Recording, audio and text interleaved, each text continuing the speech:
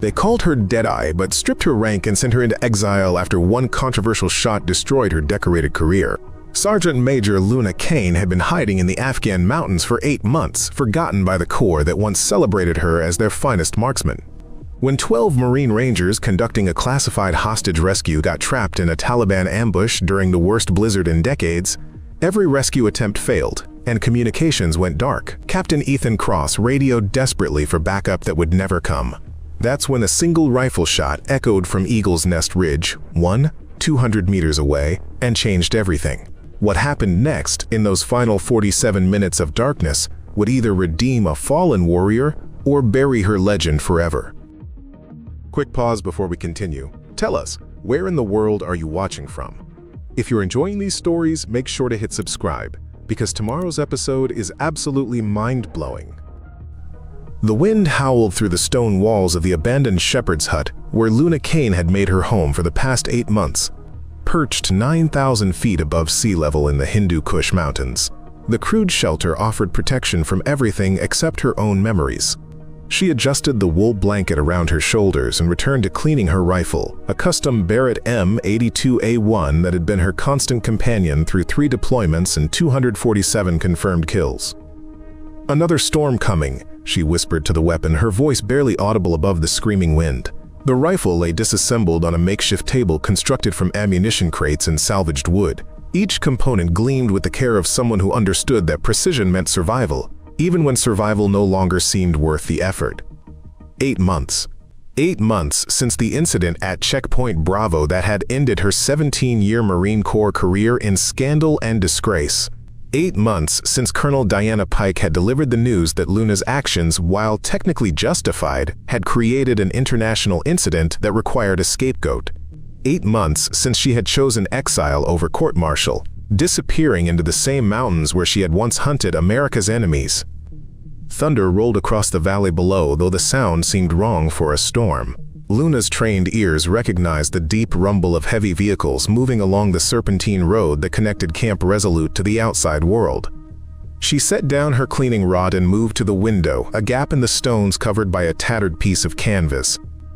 Through her binoculars, she could see a convoy of armored vehicles winding through Devil's Canyon, their headlights cutting through the gathering dusk.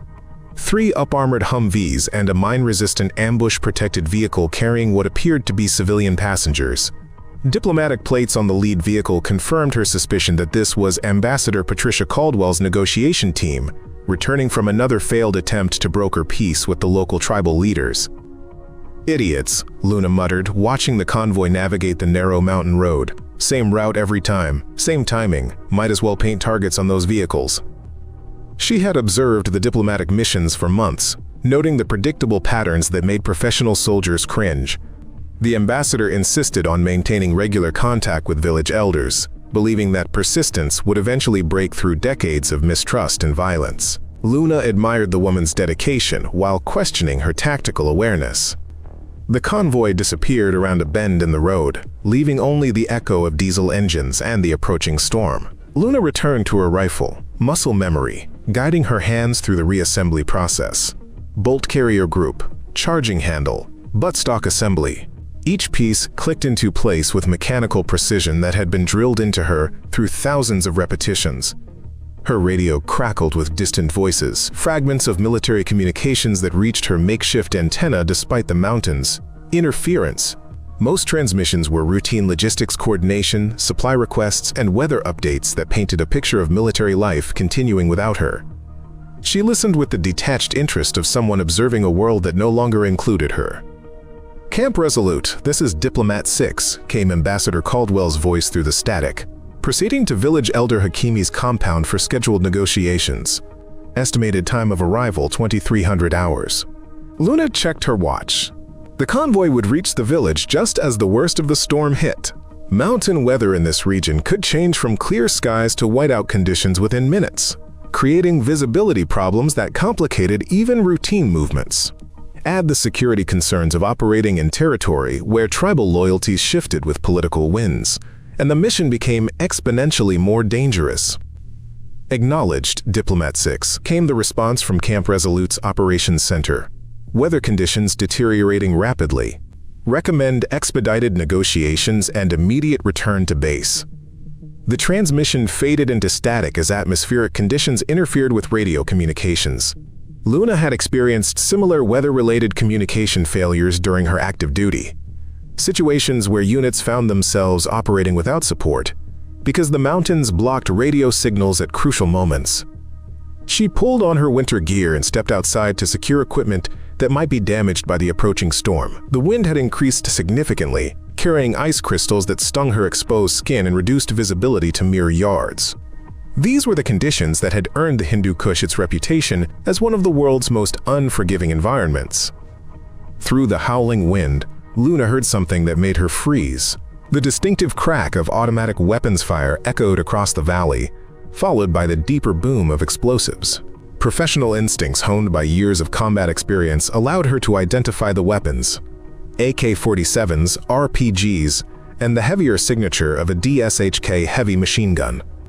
The diplomatic convoy was under attack.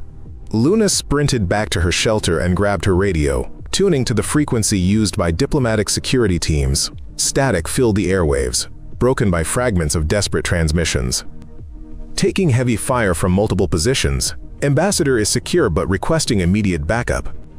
The signal faded as terrain and weather combined to block communications. Luna tried different frequencies, searching for clear contact with Camp Resolute or any military unit that might respond to the crisis. Every channel carried only static and the occasional burst of garbled voice traffic that provided no useful information. She slung her rifle across her back and climbed to the highest point near her shelter, a rocky outcropping that offered an elevated view of the valley below. Through her binoculars, she could see muzzle flashes in the darkness where the road passed through a narrow gorge.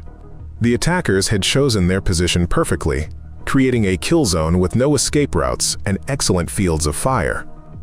The ambush site was approximately 200 meters from her position, well within the effective range of her Barrett rifle. Luna had made successful shots at that distance dozens of times, though never under these weather conditions. Wind speed was gusting to 40 knots, visibility was rapidly deteriorating, and the angle of engagement would require compensation for elevation differences that could affect bullet trajectory. Not your fight anymore, she reminded herself, though her hands were already calculating range estimates and wind corrections. You don't wear the uniform. You don't take the orders. You don't save people who threw you away. Another burst of automatic weapons fire echoed across the valley, accompanied by the distinctive sound of vehicles under attack. Luna could hear the high-pitched whine of ricochets and the deeper impact of bullets striking armored plating. The diplomatic security team was outgunned and outnumbered, fighting from defensive positions that offered limited protection against a well-coordinated assault.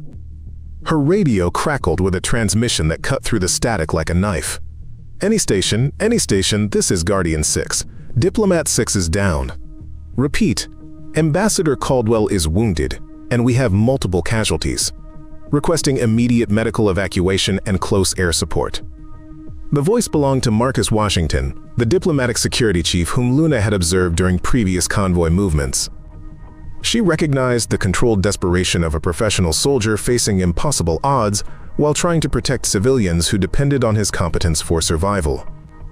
Guardian 6, this is Resolute Base, came the response from Camp Resolute. All aircraft are grounded due to weather conditions, unable to provide air support or medical evacuation until storm passes. The silence that followed carried the weight of a death sentence. Without air support or reinforcement, the diplomatic team faced annihilation at the hands of attackers who had chosen their timing perfectly. The storm that prevented rescue operations would also provide cover for the insurgents to eliminate witnesses and disappear into the mountains before any response force could arrive. Mace. Luna lowered her binoculars and stared at her rifle. For 8 months, she had lived with the consequences of pulling the trigger when institutional politics demanded restraint. The shot that ended her career had saved American lives, but created diplomatic complications that her superiors found unacceptable. Now she faced another impossible choice between personal consequences and moral obligation. The wind carried the sound of sustained gunfire from the ambush site, indicating that the diplomatic security team was still fighting but probably running low on ammunition. Professional soldiers could maintain defensive fire for only so long against determined attackers who had superior numbers and positioning. Guardian 6, this is Resolute Base, came another transmission, unable to launch rescue mission due to weather conditions. Maintain defensive positions and await improvement in visibility. Luna knew that waiting for improved weather meant waiting for the attackers to overrun the convoy and execute everyone who survived the initial assault. These mountains had seen countless such incidents, where diplomatic personnel and their security details simply disappeared during routine missions that encountered unexpected resistance. She picked up her rifle and checked the scope settings, muscle memory guiding her through procedures that had become second nature during her years as a Marine sniper. Range estimation, wind compensation, elevation adjustment. The mathematical calculations that turned physics into precision and determination into survival. The storm intensified around her as she settled into a shooting position among the rocks. Ice pellets struck her scope lens, forcing her to constantly clear the optics while maintaining sight picture on targets that appeared and disappeared in the swirling snow. These were conditions that made precision shooting nearly impossible, even for someone with her experience and training. Through her scope, Luna could see muzzle flashes from insurgent positions that had been carefully prepared to dominate the kill zone.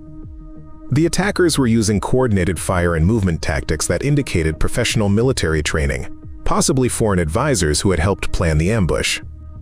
"One shot," she whispered, settling the crosshairs on the muzzle flash from what appeared to be the enemy commander's position. "One shot to see if Deadeye still exists." The rifle bucked against her shoulder as the Barrett fired, sending a .50 caliber bullet across 200 meters of storm-lashed terrain toward a target she could barely see. The shot felt right, that indefinable sensation experienced snipers recognized when everything aligned perfectly despite impossible conditions. Seconds later, the muzzle flash from the enemy position ceased, and the pattern of incoming fire directed at the convoy shifted noticeably. Luna had either eliminated a key target or forced the attackers to reconsider their tactical approach. Her radio crackled with Guardian 6's voice, now carrying a note of confused hope. "Resolute Base, enemy fire has decreased significantly. Unknown shooter engaging hostile positions from elevated terrain. Requesting identification of friendly forces in the area." Luna smiled grimly as she worked the bolt of her rifle, ejecting the spent casing and chambering a fresh round. After 8 months of exile, Sergeant Major Luna Kane was back in the fight, whether the Marine Corps wanted her or not. Telling and preparing this story took us a lot of time, so if you're enjoying it, subscribe to our channel. It means a lot to us. Now, back to the story. At Camp Resolute, 15 kilometers southeast of the ambush site, alarms shrieked through the pre-dawn darkness as base personnel responded to the crisis unfolding in Devil's Canyon. Captain Ethan Cross burst through the doors of the Tactical Operations Center, his combat gear hastily assembled over civilian clothes he had been wearing during his brief off-duty period. "Sitrep," he demanded, approaching the bank of monitors where intelligence analysts tracked multiple developing situations across their area of operations. Sergeant Mia Carter looked up from her workstation, her fingers flying across keyboard shortcuts that brought up real-time intelligence feeds. "Sir, we've got Ambassador Caldwell's convoy pinned down in Devil's Canyon. Initial reports indicate multiple insurgent positions with heavy weapons. Guardian 6 reports at least 3 KIA and several wounded, including the ambassador herself." Cross studied the tactical display that showed known enemy positions overlaid on satellite imagery of the canyon.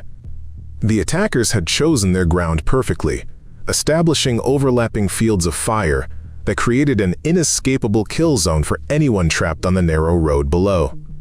"What about air support?" he asked, though the howling wind outside provided the answer before anyone could respond. "Grounded," replied Colonel Diana Pike, who had arrived moments earlier with the efficiency of someone accustomed to crisis management. "Weather conditions exceed safety parameters for helicopter operations. We're looking at sustained winds over 50 knots with near-zero visibility." The colonel's reputation as Fortress had been earned through 15 years of making difficult decisions under impossible circumstances. Her tactical expertise had saved countless lives during previous deployments. But this situation presented challenges that couldn't be solved through conventional military doctrine. "Ma'am, request permission to deploy my Rangers for immediate ground rescue," Cross said, his voice carrying the controlled urgency of someone who understood that minutes could mean the difference between successful extraction and total loss.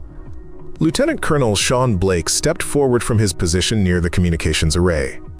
"Warpath, That's a 12-kilometer movement through hostile territory during a blizzard. Even if your team reaches the canyon, insertion into an active firefight with limited visibility creates unacceptable risks. Thunder's concerns reflected standard operational planning that prioritized force protection over aggressive rescue attempts. His conservative approach had prevented casualties during previous operations, but diplomatic personnel didn't have the luxury of waiting for optimal conditions. Pike studied the tactical situation with the analytical mindset that had made her one of the Corps' most respected field commanders. Cross, what's your honest assessment of success probability for a ground rescue under these conditions? Ma'am, conventional wisdom says it's impossible, Cross replied. But conventional wisdom doesn't account for rangers who've trained specifically for high-risk extraction operations. My team has practiced mountain warfare in these exact conditions. Gunnery Sergeant Rex Moore emerged from the armory with equipment that indicated immediate deployment preparation. Sir, squad's locked and loaded. Vehicles are fueled and ready for movement in 10 minutes. Titan's mechanical efficiency reflected years of preparing Marine Rangers for missions that other units considered beyond their capabilities. His logistical expertise ensured that Cross's team could deploy rapidly with all necessary equipment for extended operations in hostile territory. The radio crackled with another transmission from the ambush site, Guardian 6's voice now carrying obvious strain. Resolute Base, we're down to less than 30 minutes of ammunition. Enemy forces are maneuvering for final assault, requesting immediate reinforcement or will be overrun. The desperation in Marcus Washington's transmission crystallized everyone's understanding that debate time had expired. Diplomatic security teams carried limited ammunition for routine protection missions, not sustained firefights against numerically superior forces. Colonel, permission granted for ground rescue, Pike announced. Cross, take your Rangers and bring our people home. Cross nodded curtly and headed for the door, followed by Moore and the tactical operations staff, who would coordinate the mission from base. Outside, his Rangers were already loading vehicles with equipment selected for mountain warfare operations under extreme weather conditions. Master Sergeant Diego Morales approached with night vision equipment and thermal imaging devices that would provide tactical advantages during movement through the storm. Skipper, visibility's degraded to maybe 20 meters. We'll be navigating by compass and GPS until we get close enough for visual contact. Spectre's expertise in night operations had been crucial during previous high-risk missions. His ability to move unseen through hostile territory had earned him a reputation among Rangers as someone who could infiltrate positions that seemed impossible to penetrate. Heathsea, Corporal Zoe Park finished final checks on radio equipment that would maintain communications with base despite atmospheric interference from the storm. Sir, I've got backup frequencies programmed and signal boosters ready for deployment. Should maintain contact unless we encounter complete electromagnetic blackout. Lightning's communication skills ensured that Cross's team wouldn't suffer the isolation that had complicated previous mountain operations. Her technical expertise with radio equipment often meant the difference between coordinated tactical operations and units operating independently without support. Private First Class Tyler Clark secured heavy weapons ammunition while trying to control obvious nervousness about his first major combat operation. Newbie had completed advanced infantry training 6 months earlier, but textbook knowledge differed significantly from real combat against experienced insurgents. Clark, you stay tight with Moore and follow his lead, Cross instructed. Tonight's not about proving yourself, it's about bringing everyone home alive. The young Marine nodded seriously, understanding that combat veterans offered advice based on hard-won experience rather than theoretical knowledge. His willingness to learn would determine whether he survived long enough to gain the expertise that marked professional soldiers. Staff Sergeant Gary Novak loaded belt-fed ammunition for the squad automatic weapon that would provide suppressive fire during the extraction. Sir, thermal imaging shows multiple heat signatures around the ambush site. We're looking at possibly 40 to 60 hostile combatants. Steele's weapons expertise allowed him to assess tactical situations based on enemy positioning and firepower capabilities. His experience with heavy weapon systems made him invaluable during operations that required sustained fire support against numerically superior forces. Cross climbed into the lead vehicle as his Rangers completed final preparations for movement through terrain that challenged even experienced mountain fighters. The storm had intensified since the initial reports, creating conditions that would test every aspect of their training and equipment. "Mount up," he ordered, his voice carrying across the motor pool despite wind that threatened to drown out verbal communications. "We've got Americans under fire who are counting on us to reach them before their ammunition runs out." The convoy of 3 up-armored vehicles departed Camp Resolute, with headlights cutting through snow that had transformed familiar roads into treacherous routes, requiring constant attention to avoid sliding into ravines that bordered the mountain highway. Meanwhile, Luna had repositioned to a different vantage point that offered improved fields of fire toward insurgent positions she had identified through systematic observation. Her second shot had eliminated another enemy fighter, disrupting their tactical coordination and buying precious time for the trapped diplomatic team. Through her scope, she could see heat signatures moving among the rocks, insurgents attempting to flank the convoy's defensive positions. The attackers were using professional military tactics that indicated training and equipment beyond typical Taliban capabilities. Her radio intercepted transmissions between the insurgent forces, Arabic mixed with Pashto, and what sounded like foreign accents that suggested international involvement in the operation. These weren't local fighters conducting an opportunistic ambush. This was a coordinated assault planned by experienced military professionals. Guardian 6, this is unknown friendly. Luna transmitted on the diplomatic security frequency. "I have Overwatch position on your location. Can provide precision fire support if you can mark targets." Washington's response carried surprised relief. "Unknown friendly, we have no assets in your vicinity. Identify yourself and your unit." Luna hesitated before responding. Revealing her identity would expose her presence to military authorities, who had essentially exiled her from active service. But the diplomatic team needed information about the tactical situation that only she could provide. "Guardian 6, call me Overwatch. I'm tracking approximately 50 hostiles in prepared positions. Primary threat is heavy machine gun emplacement on your 12 o'clock. Secondary threats are RPG teams maneuvering to your flanks." Her professional assessment provided Washington with intelligence that allowed him to adjust his team's defensive positioning. Knowledge of enemy locations meant the difference between random defensive fire and targeted engagement of specific threats. "Overwatch, can you engage the heavy machine gun position? It's preventing us from reaching the ambassador who's trapped in the disabled-led vehicle." Luna adjusted her scope settings and settled into a shooting position that compensated for wind conditions that had worsened significantly since her previous shots. The heavy machine gun represented the primary threat to any rescue attempt, but its position among the rocks would require precision shooting under nearly impossible conditions. "Guardian 6, stand by for engagement. Keep your people's heads down." The Barrett rifle fired again, its distinctive report echoing across the canyon as Luna sent another .50 caliber round toward targets that existed at the extreme limit of visibility. The heavy machine gun fell silent, its crew either eliminated or forced to abandon their position. Cross's convoy was making slow progress through mountain terrain that challenged even their specialized vehicles. GPS navigation became unreliable as terrain features interfered with satellite signals, forcing them to rely on traditional map and compass techniques that required constant attention to avoid wrong turns that could lead them miles off course.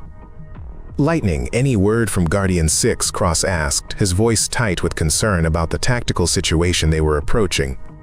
"Sir, sporadic contact," Park replied. "They're reporting assistance from an unknown sniper who's engaging enemy positions. Situation seems to have stabilized temporarily, but Guardian 6 indicates they're still critically low on ammunition." The presence of an unidentified friendly sniper raised questions about other military units operating in the area without coordination through official channels. Cross filed the information for later investigation while focusing on the immediate challenge of reaching the ambush site before the diplomatic team was overrun. "ETA to target area?" he asked Moore, who was monitoring their progress against planned route timelines. "Approximately 40 minutes if road conditions don't deteriorate further," Titan replied. "But visibility's getting worse. We might have to dismount and continue on foot for the final approach." The weather was becoming Cross's primary enemy, creating obstacles that insurgent forces couldn't match. Even the most determined rescue attempt would fail if vehicles couldn't navigate terrain that required visual references for safe movement. Luna's radio crackled with intercepts from insurgent communications that revealed disturbing intelligence about their tactical situation. The attackers weren't planning to simply eliminate the diplomatic convoy. They intended to capture survivors for propaganda purposes that would create international incidents. Guardian 6, Overwatch, she transmitted. Intercepts indicate enemy intent to take prisoners. They're coordinating positions to capture rather than kill remaining personnel. Washington's response carried grim understanding of the implications. Diplomatic personnel captured by insurgent forces faced interrogation, torture, and eventual execution that would be recorded for propaganda distribution. Death in combat was preferable to the alternative. Understood, Overwatch. We'll hold our positions until reinforcement arrives. But Luna could see through her scope that the insurgents were already beginning their final assault, moving closer to the convoy under cover of the storm that limited the defenders' ability to detect their approach. Time was running out for everyone involved in the unfolding crisis. Cross's lead vehicle suddenly lurched sideways as its wheels lost traction on ice-covered rocks that had been invisible beneath the accumulating snow. Master Sergeant Morales fought to maintain control, wrestling with a steering wheel that no longer responded predictably to his inputs. Contact left. Staff Sergeant Novak shouted from the gunner's position as muzzle flashes erupted from a ridgeline that overlooked their route. Steele's warning came simultaneously with the distinctive crack of incoming rifle fire that began impacting the armored hull of their vehicle. The Rangers had driven into a secondary ambush, carefully positioned to intercept any reinforcements attempting to reach the trapped diplomatic convoy. Cross realized immediately that the attacks were coordinated parts of a larger tactical operation designed to eliminate American presence in the region. All vehicles, disperse and find cover, he ordered through the radio while scanning the terrain for defensive positions that might provide protection from the elevated enemy positions. Lightning, get me contact with base. We need to report a second hostile force. Corporal Park's radio crackled with static as atmospheric interference from the storm combined with terrain masking to degrade communications beyond reliable ranges. Sir, I'm getting intermittent signal strength. Base might not be receiving our transmissions. The Rangers found themselves in the nightmare scenario that haunted every small unit leader. Isolated from support, facing superior numbers, with degraded communications that prevented coordination with higher headquarters. Their specialized training had prepared them for exactly this situation, but preparation differed significantly from reality. Private Clark's voice carried barely controlled panic as he spotted additional enemy positions among the rocks above their location. Movement on the high ground. I count at least 15 fighters with what looks like heavy weapons. Cross assessed their tactical situation with the rapid calculation that marked experienced combat leaders. 3 vehicles with 12 Rangers faced an unknown number of insurgents who held superior terrain and had prepared positions that dominated the only route toward the diplomatic convoy. Dismount and establish a defensive perimeter, he ordered. More, get the squad automatic weapon position to cover our 6 o'clock. We're going to have to fight our way through these positions. The Rangers executed vehicle egress procedures with mechanical precision despite incoming fire that increased in volume and accuracy as the insurgents realized they had successfully trapped another American unit. Years of training in similar scenarios allowed them to move efficiently even under stress that would paralyze inexperienced soldiers. Gunnery Sergeant Moore positioned himself behind a boulder that provided partial cover, while directing Private Clark toward a defensive position that would protect their most inexperienced fighter. Newbie, get behind that rock pile and keep your head down until you have clear targets. Titan's protective instincts toward younger Marines reflected the warrior culture that valued unit cohesion over individual heroics. His tactical expertise had kept Rangers alive during previous deployments by ensuring that aggressive action was balanced with sound defensive principles. Meanwhile, Luna had observed the second ambush through her scope and immediately understood that the insurgents had executed a complex operation that trapped both American units in separate kill zones. Her elevated position provided unique visibility into the tactical situation that neither group of trapped Americans possessed. Guardian 6, this is Overwatch. She transmitted on the diplomatic security frequency. Be advised, rescue forces pinned down approximately 2 kilometers south of your position. They're facing significant hostile contact. Marcus Washington's response carried the weariness of someone who had been fighting for hours with dwindling resources. Overwatch, understood. Can you provide tactical assessment of the rescue force's situation? Luna switched to thermal imaging mode on her scope, counting heat signatures that revealed the scope of enemy forces arrayed against Cross's Rangers. Guardian 6. Rescue forces facing approximately 20 hostiles in prepared positions. They're cut off from continued movement toward your location. The intelligence confirmed Washington's worst fears. Not only was his diplomatic team isolated and running low on ammunition, but their potential rescue force had become trapped in its own firefight that prevented them from reaching the original ambush site. Cross's radio crackled with a transmission that cut through the tactical frequency with command authority. "Any station, this is Overwatch. I have visual on both American positions and can provide tactical coordination between your units." The unexpected communication came from someone who clearly had overview of the entire tactical situation, but Cross had no information about friendly forces operating in the area. Standard operational security required verification of identity before accepting tactical guidance from unknown sources. "Overwatch, this is Warpath 6. Identify yourself and your unit," Cross demanded while simultaneously directing Morales to engage targets that had moved closer to their perimeter. Luna hesitated before responding, knowing that revealing her identity would create complications that extended beyond the immediate tactical situation. But coordinating between the trapped units required establishing credibility that could only come through professional military communication.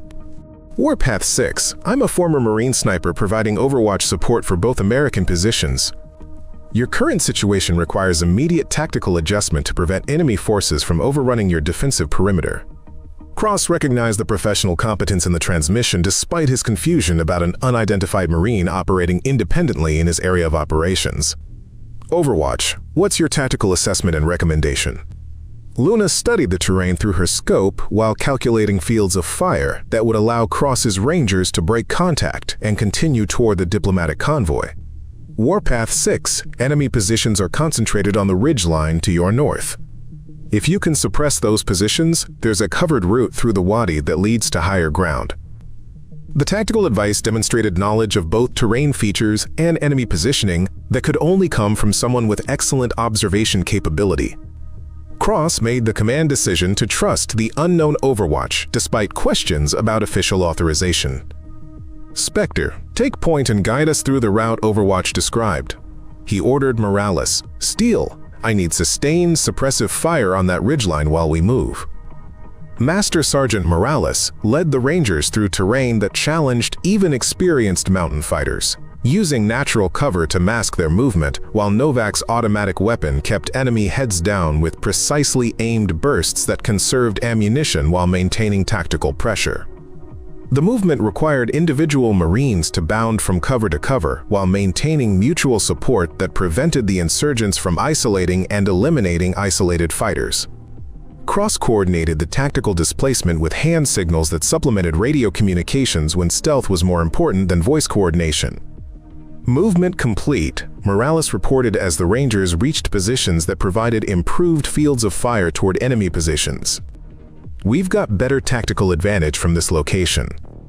The Rangers had successfully executed a textbook small unit movement under fire, but their new position still left them approximately 2 kilometers from the diplomatic convoy and facing continued resistance from insurgents who had established multiple defensive lines throughout the canyon.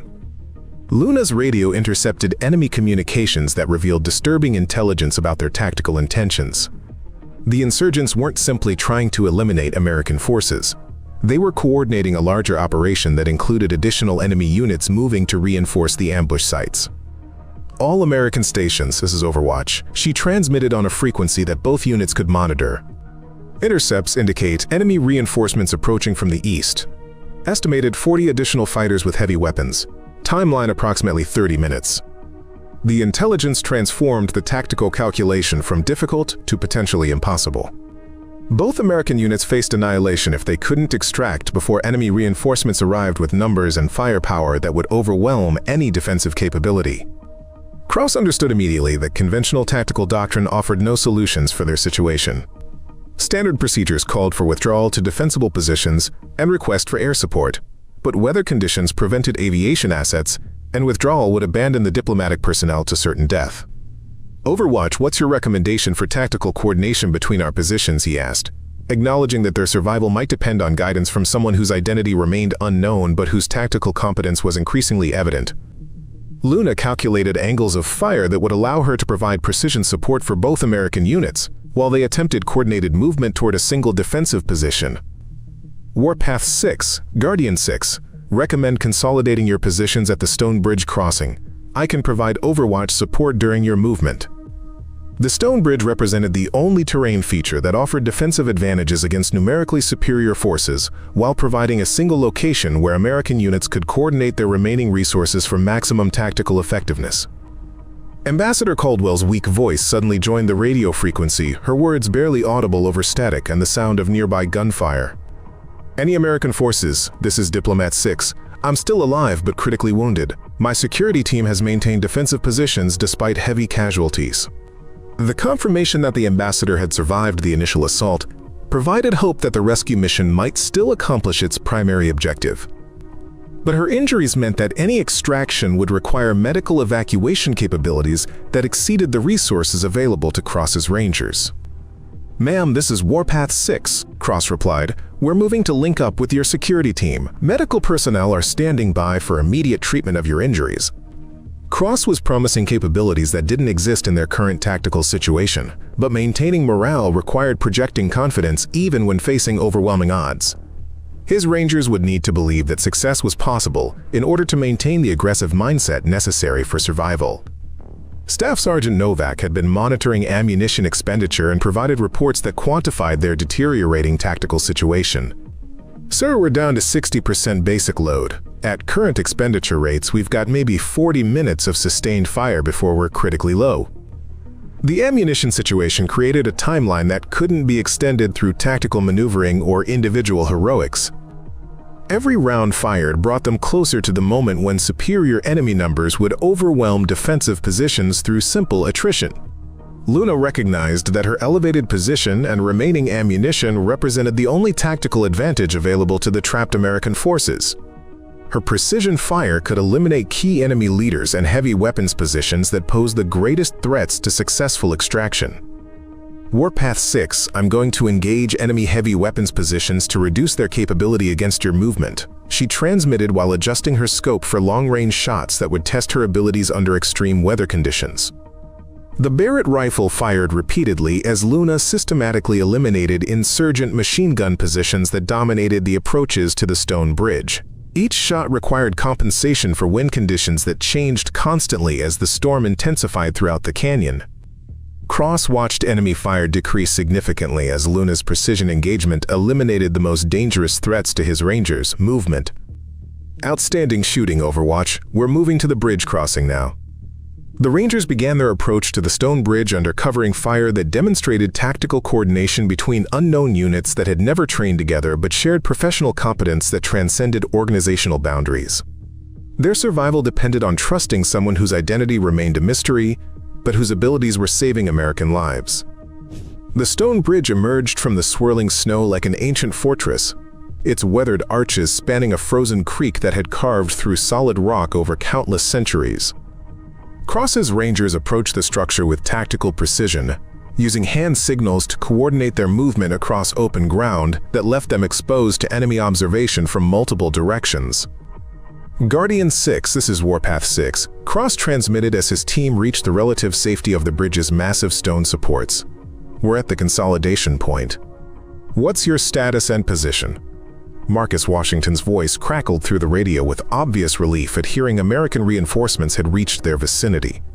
"Warpath 6, we've got 4 ambulatory personnel and 3 casualties requiring immediate medical attention.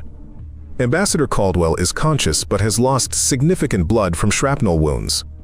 Cross studied the terrain around the bridge, identifying defensive positions that would allow his combined force to establish overlapping fields of fire while protecting the wounded diplomatic personnel. The structure offered excellent cover from direct fire, but its isolation made them vulnerable to encirclement by numerically superior forces. Steele established the squad automatic weapon on the north side with clear fields of fire up the canyon. He ordered Novak.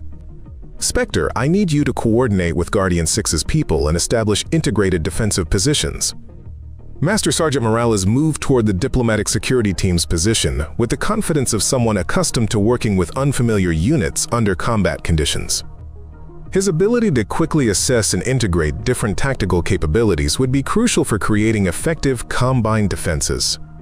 Agent David Torres appeared from behind a fallen boulder, his diplomatic security uniform torn and bloodstained from hours of sustained combat. "Sergeant, we've got the ambassador secured in a natural depression behind the bridge. She's stable but needs evacuation to a trauma facility within the next few hours." Guardian's report confirmed Cross's assessment that time remained their most critical enemy. Even if they could defend their consolidated position against immediate threats, medical requirements created an inflexible deadline that couldn't be extended through tactical maneuvering. Luna adjusted her scope settings as she prepared to engage enemy forces that were repositioning to attack the consolidated American defensive perimeter. Through thermal imaging, she could count approximately 30 insurgents moving through the rocks above the bridge, while her radio intercepts indicated that enemy reinforcements were closer than her original estimate. "All American stations, this is Overwatch," she transmitted. "Enemy reinforcements have accelerated their timeline. I'm tracking approximately 60 additional fighters approaching from multiple directions. ETA reduced to 15 minutes. The intelligence update transformed their tactical situation from challenging to desperate. Cross realized that conventional defensive doctrine offered no solutions when facing 4-to-1 odds with limited ammunition and wounded personnel who couldn't be moved quickly. Private Clark's voice carried barely controlled panic as he spotted enemy movement on terrain features that dominated their defensive positions. "Sir, I've got multiple contacts moving on the high ground to our east. They're trying to get above us." Cross studied the enemy positions through his binoculars, recognizing tactical movement that indicated professional military training rather than undisciplined insurgent assault. They're establishing overlapping fire positions. Once they complete deployment, this bridge becomes a kill zone. Agent Lisa Murphy dragged herself toward Cross's position despite leg wounds that limited her mobility. "Captain, Guardian's people are down to maybe 2 magazines each. We've been fighting for 4 hours with no resupply." Watchdog's ammunition report quantified the mathematics of their situation. Even perfectly aimed shots couldn't eliminate enough enemy fighters to prevent being overrun when outnumbered by margins that exceeded their remaining firepower. Luna recognized that conventional sniper tactics focusing on individual target elimination wouldn't provide sufficient impact against the numbers they faced. She needed to identify targets whose elimination would create tactical disruption beyond simple casualty counts. Through her scope, she identified what appeared to be the enemy commander coordinating the assault from a position among the rocks approximately 800 meters from the bridge. The figure carried radio equipment and was directing movement of multiple insurgent groups through hand signals.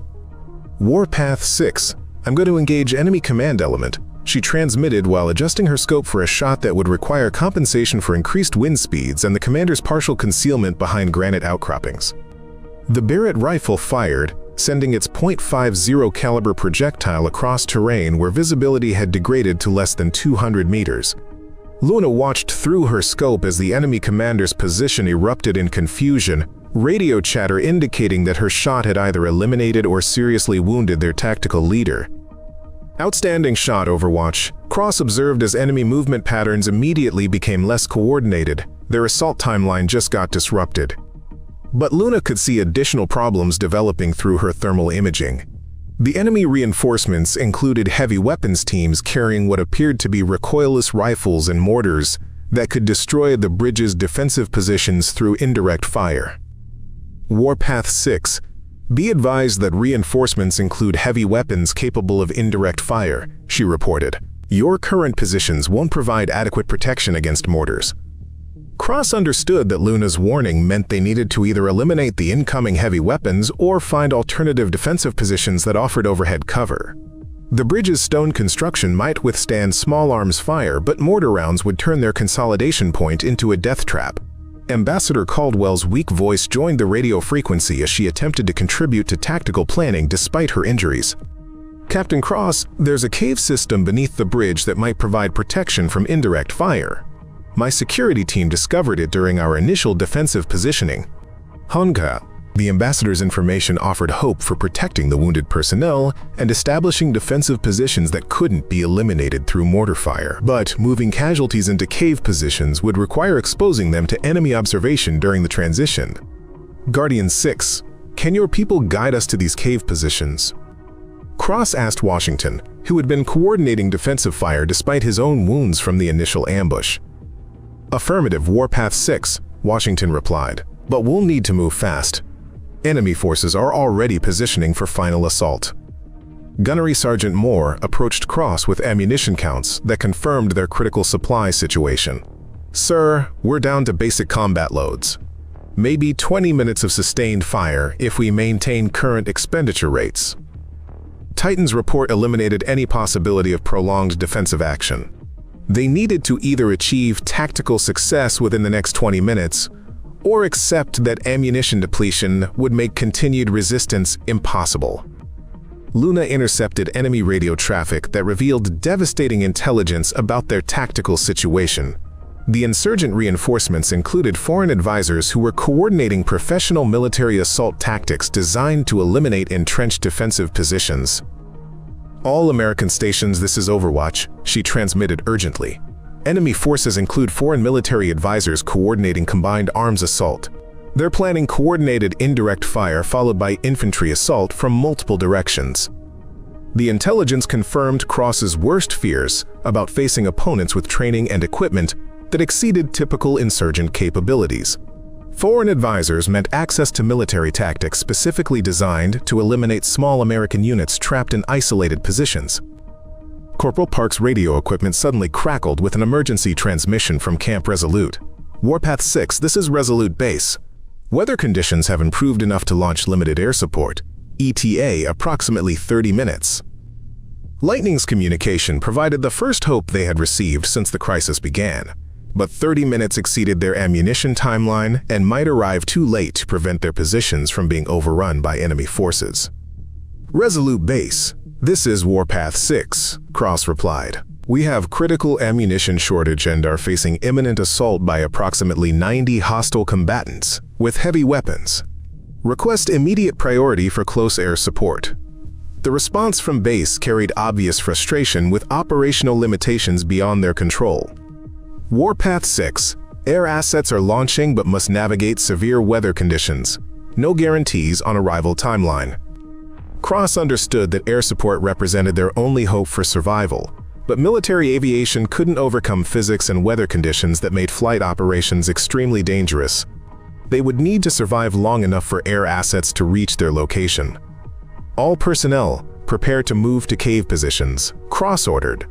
"We're going to establish underground defensive positions that can withstand indirect fire."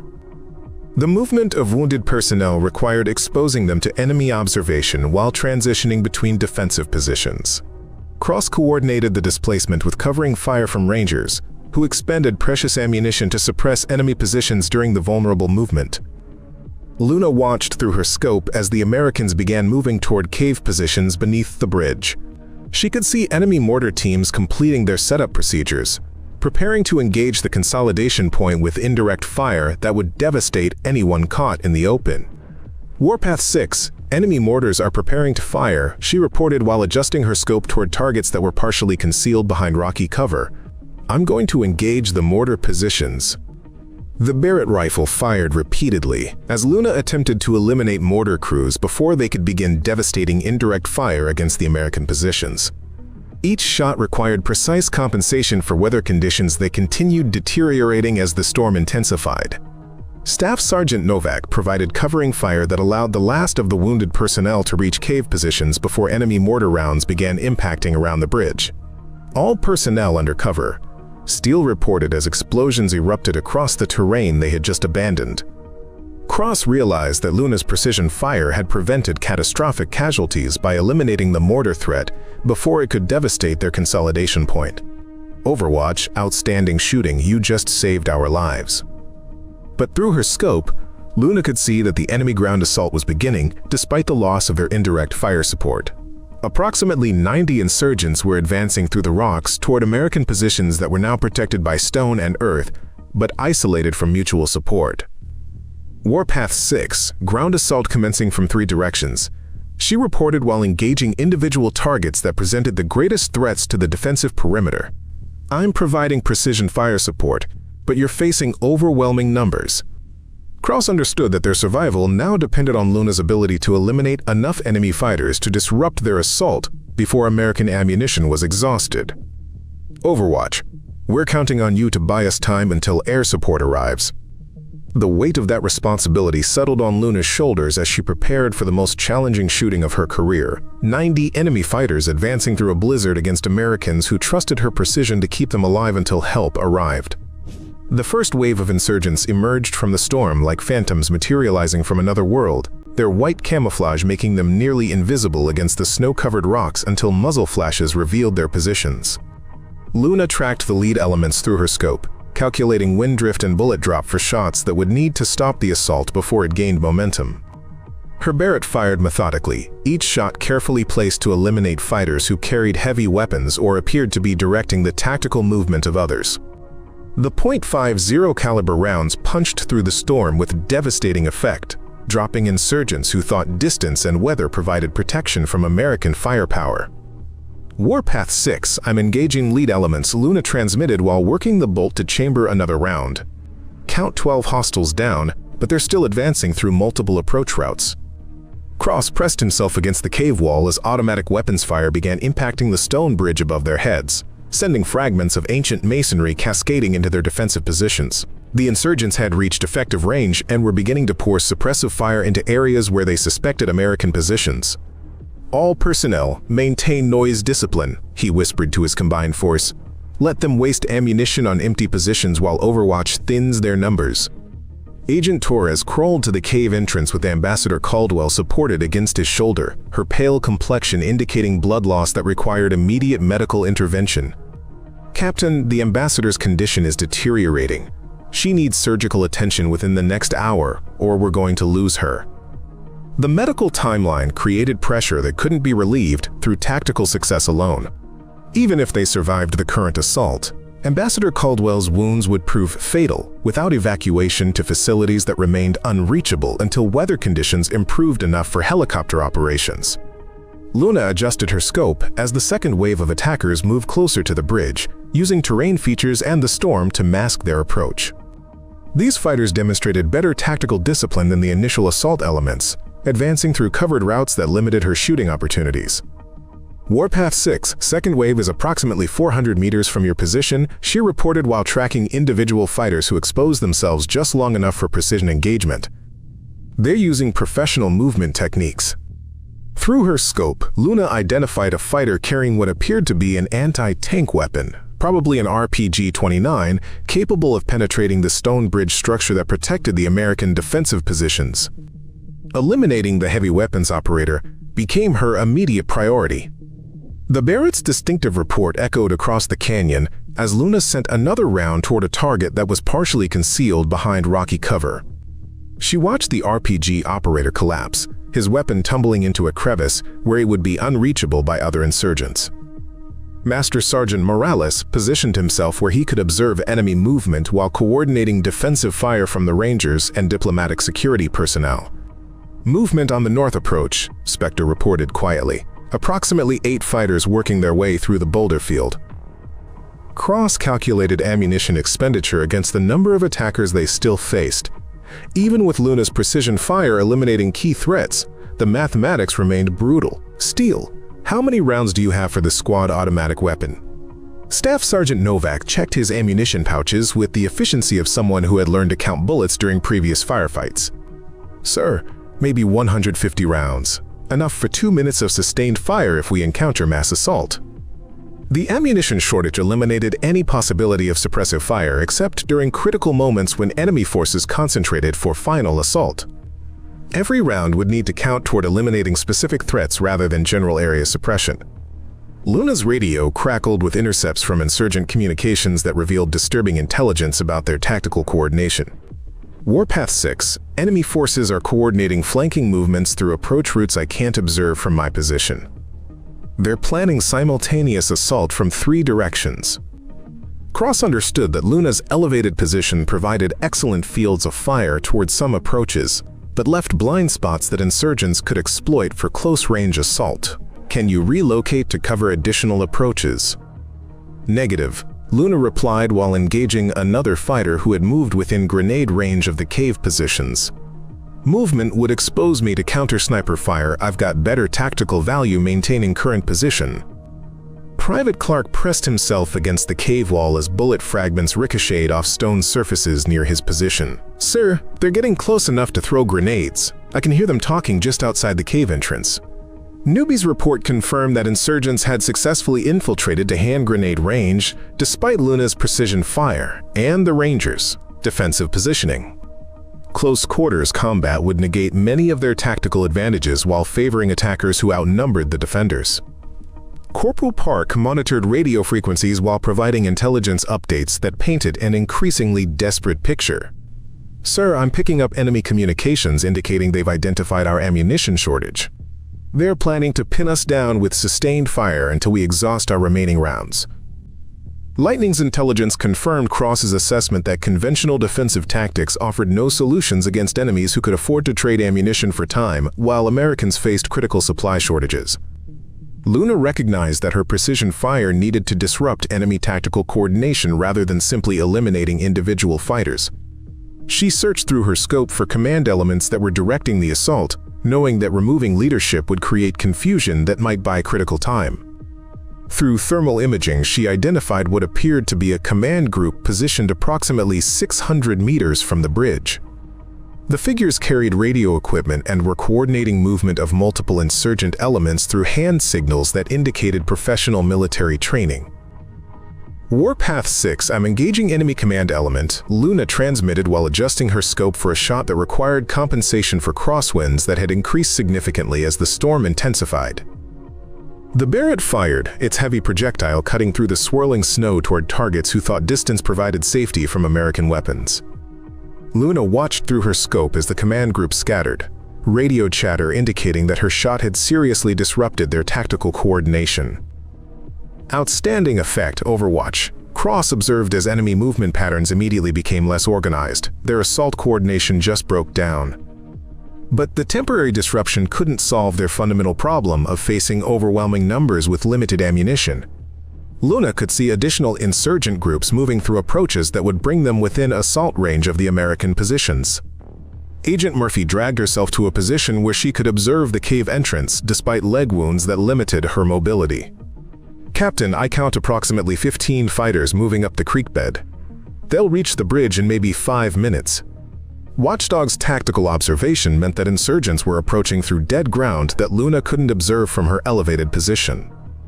The Americans would face close quarters combat against superior numbers without the benefit of precision Overwatch support. "All personnel, prepare for close quarters engagement," Cross ordered while checking his rifle's ammunition status. "Fixed bayonets. We're going to fight them hand-to-hand if necessary." The order reflected tactical reality rather than bravado. When ammunition was exhausted and withdrawal impossible, professional soldiers used whatever weapons remained available. The Rangers and diplomatic security personnel prepared for combat that would test personal courage rather than tactical expertise. Luna intercepted radio traffic that revealed the enemy's final assault plan. Warpath 6. They're coordinating simultaneous assault from all approaches in approximately 3 minutes. I count 60 fighters participating in the final attack. The intelligence confirmed that insurgent forces were committing everything to overwhelming the American positions before air support could arrive. Cross calculated that 60 attackers against his combined force of 12 would require perfect defensive fire to prevent being overrun. Ambassador Caldwell's weak voice joined the frequency despite her critical condition. "Captain Cross, I want you to know that your Rangers have performed with extraordinary courage. If we don't survive this, make sure the record reflects that you followed orders and attempted impossible rescue." The ambassador's words carried the weight of someone who understood that survival was no longer probable. Her concern for the Rangers' professional reputation despite facing death demonstrated the leadership that had made her an effective diplomat. "Ma'am, with respect, we're all going home together," Cross replied with determination that exceeded tactical probability. "Overwatch is keeping us alive until air support arrives." But Luna could see through her scope that the final assault was beginning despite her precision fire. Insurgents were advancing through multiple approaches, accepting casualties to maintain momentum that would bring them within hand grenade range of the cave positions. Warpath 6, final assault commencing, she reported while engaging targets as rapidly as she could work the bolt of her rifle. I'm taking them under fire, but there are too many approaches for single shooter coverage. Cross understood that Luna had reached the limits of what individual precision could accomplish against mass assault. Overwatch, you've given us everything possible. We'll take it from here. The Rangers and diplomatic security personnel prepared for close-quarters combat that would determine whether Luna's heroic shooting had bought enough time for air support to arrive. Through the storm, they could hear the distinctive sound of helicopter rotors approaching their position. Air support inbound, Park reported as the sound of aircraft grew louder despite atmospheric interference that continued complicating radio communications. ETA approximately 5 minutes. Cross smiled grimly as he prepared to fight the most important 5 minutes of his military career. Luna had kept them alive long enough for help to arrive, but survival still required holding their positions against overwhelming odds until close air support could engage the insurgent assault. All stations, this is Angel Flight, came a new voice on the radio frequency. We have visual on American positions and are beginning gun runs on hostile forces. Danger close fire support commencing immediately. The sound of aircraft weapons filled the canyon as Apache helicopters began engaging insurgent positions with precision fire that had been impossible during the worst of the storm. Luna watched through her scope as enemy forces scattered under attack from weapon systems designed specifically for close air support missions. But 60 insurgents couldn't be eliminated instantly, even by helicopter gunships. The Americans still faced hand-to-hand combat against surviving attackers who had reached their defensive perimeter before air support could engage them. "Contact front," Morales shouted as the first insurgents appeared at the cave entrance with weapons ready for close-quarters fighting. The final battle had begun. The first insurgent through the cave entrance met Master Sergeant Morales, bayonet with the sickening sound of steel penetrating flesh. Spectre twisted the blade and drove his shoulder into the attacker's chest, sending both men crashing against the stone wall in a violent struggle that epitomized warfare at its most primitive level. Cross fired his final 3 rounds at point-blank range into insurgents who emerged from the storm like demons materializing from hell itself. Each shot counted because there would be no reload, no second chances, no margin for error in combat that had devolved into desperate hand-to-hand fighting. "Tango down!" Private Clark shouted as he clubbed an insurgent with his rifle butt, the wooden stock splintering against the man's skull. Newbie had discovered that courage wasn't the absence of fear, but acting despite terror that threatened to paralyze him completely. Above the chaos of close-quarters combat, Apache helicopters circled like mechanical birds of prey, their 30mm chain guns systematically eliminating insurgent positions throughout the canyon. The distinctive sound of aircraft weapons mixed with explosions that marked the destruction of enemy heavy weapons positions. Angel Flight, this is Warpath 6, Cross gasped between hand-to-hand engagements. "We have hostiles inside our defensive perimeter. Need immediate danger close support on the cave entrance."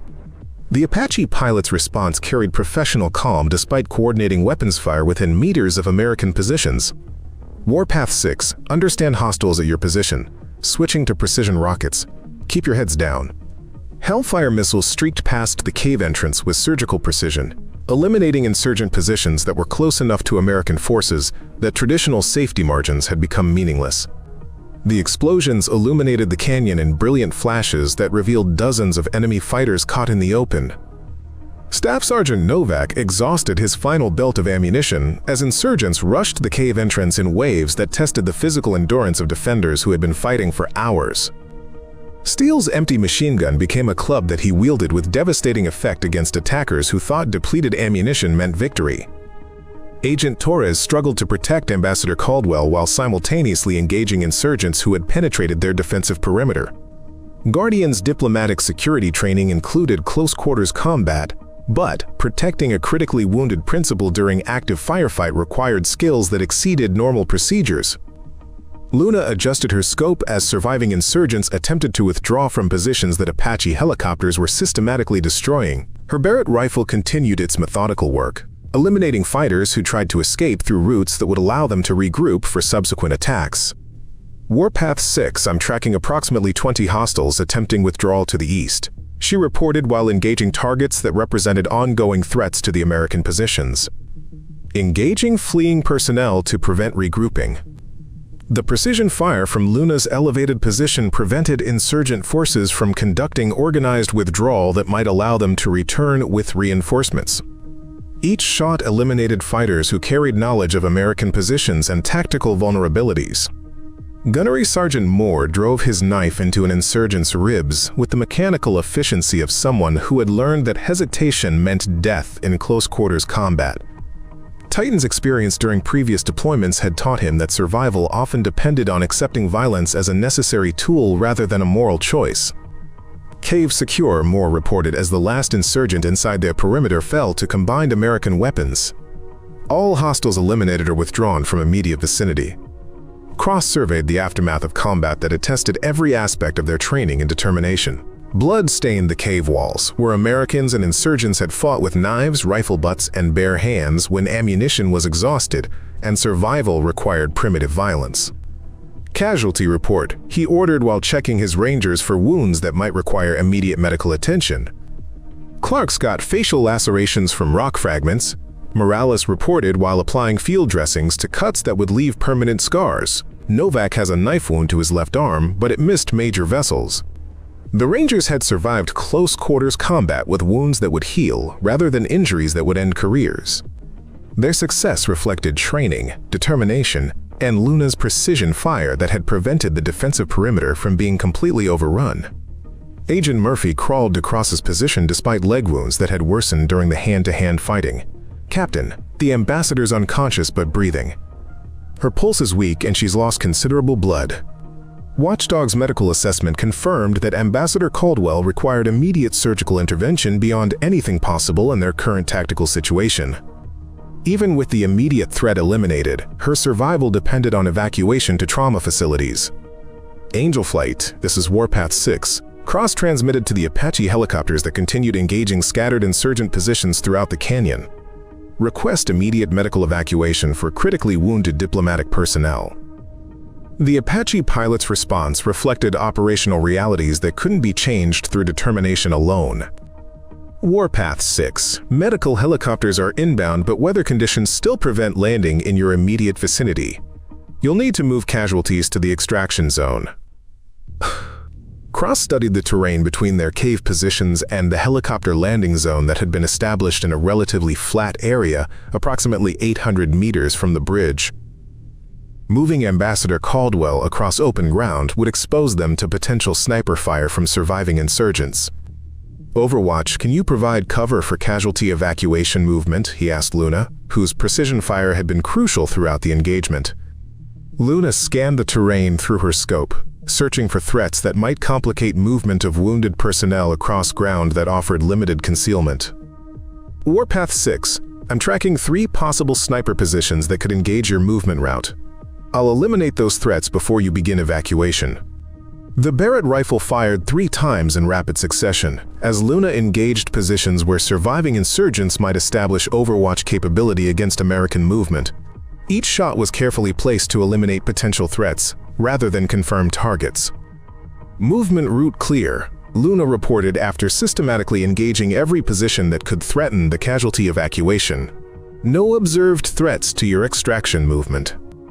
Cross organized his combined force for movement that would require carrying wounded personnel across terrain that challenged even healthy individuals. Spectre, you and Torres carry the Ambassador. Steel and Lightning will provide security during movement. The evacuation proceeded with tactical precision despite exhaustion that had accumulated during hours of sustained combat. Rangers and diplomatic security personnel worked together with the efficiency of professionals who understood that mission success required teamwork that transcended organizational boundaries. Angel Flight, this is Warpath 6, cross-transmitted as they approached the helicopter landing zone. We're at the extraction point with 4 critically wounded personnel requiring immediate medical evacuation. The distinctive sound of medical helicopters grew louder as Black Hawk aircraft configured for casualty evacuation approached through weather conditions that still challenged aviation operations. Their arrival represented hope for saving Ambassador Caldwell and other wounded personnel. Luna monitored radio frequencies as insurgent communications revealed that surviving enemy fighters were withdrawing from the immediate area rather than attempting to interfere with American medical evacuation operations. The Apache helicopters had broken their tactical cohesion and eliminated their heavy weapons capability. Warpath 6, this is Overwatch. She transmitted as medical evacuation procedures began. Enemy forces are withdrawing to positions beyond effective weapons range. Your extraction is secure from hostile interference. Cross watched as medical personnel loaded Ambassador Caldwell onto stretchers equipped with life support equipment that provided capabilities unavailable during field treatment. Outstanding work, Overwatch. Your precision fire saved American lives today. The medical helicopter lifted off with Ambassador Caldwell and the most critically wounded personnel, disappearing into storm clouds that continued limiting visibility throughout the region. Their evacuation marked the beginning of resolution for a crisis that had tested everyone beyond their normal limits. Major Jennifer Stone arrived with the second medical helicopter. Her trauma surgeon expertise focused on treating Rangers who had sustained injuries during the close-quarters fighting. Captain Cross, I need to assess your people for combat stress and physical injuries that might affect their continued operational capability. Medics' evaluation revealed that Cross's Rangers had performed exceptionally under circumstances that would have broken less experienced units. Their success reflected training, leadership, and individual determination that epitomized military professionalism at its finest. Overwatch, this is Warpath 6, Cross transmitted to Luna, whose identity remained unknown despite her crucial role in their survival. Request you identify yourself for official recognition of your actions during this engagement. Luna hesitated before responding, knowing that revealing her identity would create complications that extended far beyond the immediate tactical situation. But the Rangers deserved to know who had provided the precision fire that saved their lives. Warpath 6. This is former Sergeant Major Luna Kane. She finally transmitted, call sign Deadeye. The silence that followed her identification reflected everyone's recognition of a name that had become legendary throughout the Marine Corps before scandal and exile had ended her career. Cross understood immediately why the precision fire had been so exceptional. Deadeye, understood, Cross replied with obvious respect. I've heard stories about your capabilities. Today I witnessed them firsthand. Colonel Pike's voice suddenly joined the radio frequency from Camp Resolute, her transmission carrying command authority that indicated official interest in the day's events. All stations. This is Fortress. I want complete after-action reports from everyone involved in today's operations. The Colonel's demand for detailed reports meant that Luna's involvement would become part of official records that could no longer be ignored or dismissed. Her precision fire had saved American lives in a way that demanded institutional recognition. Ma'am, this is Warpath 6, Cross replied. Recommend immediate recognition for Overwatch's actions. Without her precision fire support, this mission would have resulted in total loss of American personnel. Cross's official recommendation carried weight because his professional competence was beyond question. His assessment that Luna's shooting had prevented catastrophic failure would influence how military leadership evaluated her contributions. As helicopter rotors faded into the distance and immediate medical needs were addressed, Cross realized that the day's events had changed more than tactical situations. Luna Kane's precision fire had not only saved lives but potentially redeemed a career that many had considered finished forever. The fluorescent lights in Camp Resolute's debriefing room cast harsh shadows across Captain Cross's face as he sat across from Lieutenant Colonel Blake, whose laptop screen reflected the gravity of documenting events that would reshape institutional understanding of individual capability under extreme circumstances. The room's sterile environment contrasted sharply with the blood-stained combat gear that Cross hadn't yet had time to clean. Let me understand this correctly, Blake said, his fingers pausing over the keyboard. An unidentified sniper provided precision fire support for over 6 hours, eliminating approximately 40 enemy combatants at ranges exceeding 200 meters during a blizzard that grounded all aircraft. Cross nodded, though he recognized the disbelief in Thunder's voice that reflected how extraordinary Luna's performance had been. Sir, I witnessed the shooting firsthand. Overwatch eliminated specific threats with precision that allowed our tactical success despite being outnumbered 4-1. The debriefing represented more than routine after-action reporting. Cross's account would become part of official records that documented exceptional performance under circumstances that challenged everything military doctrine considered possible for individual soldiers. Colonel Pike entered the room with the purposeful stride of someone whose command decisions had been vindicated by results that exceeded every expectation. "Captain Cross, I've reviewed preliminary reports from your Rangers. I want to hear your personal assessment of Overwatch's capabilities."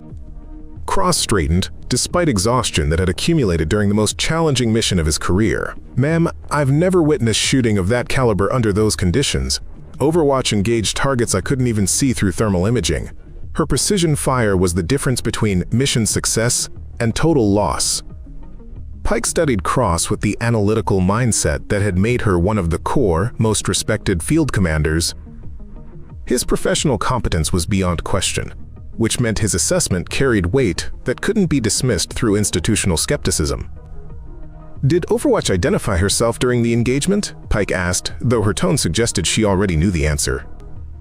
"Ma'am, she identified herself as former Sergeant Major Luna Kane, call sign Deadeye," Cross replied.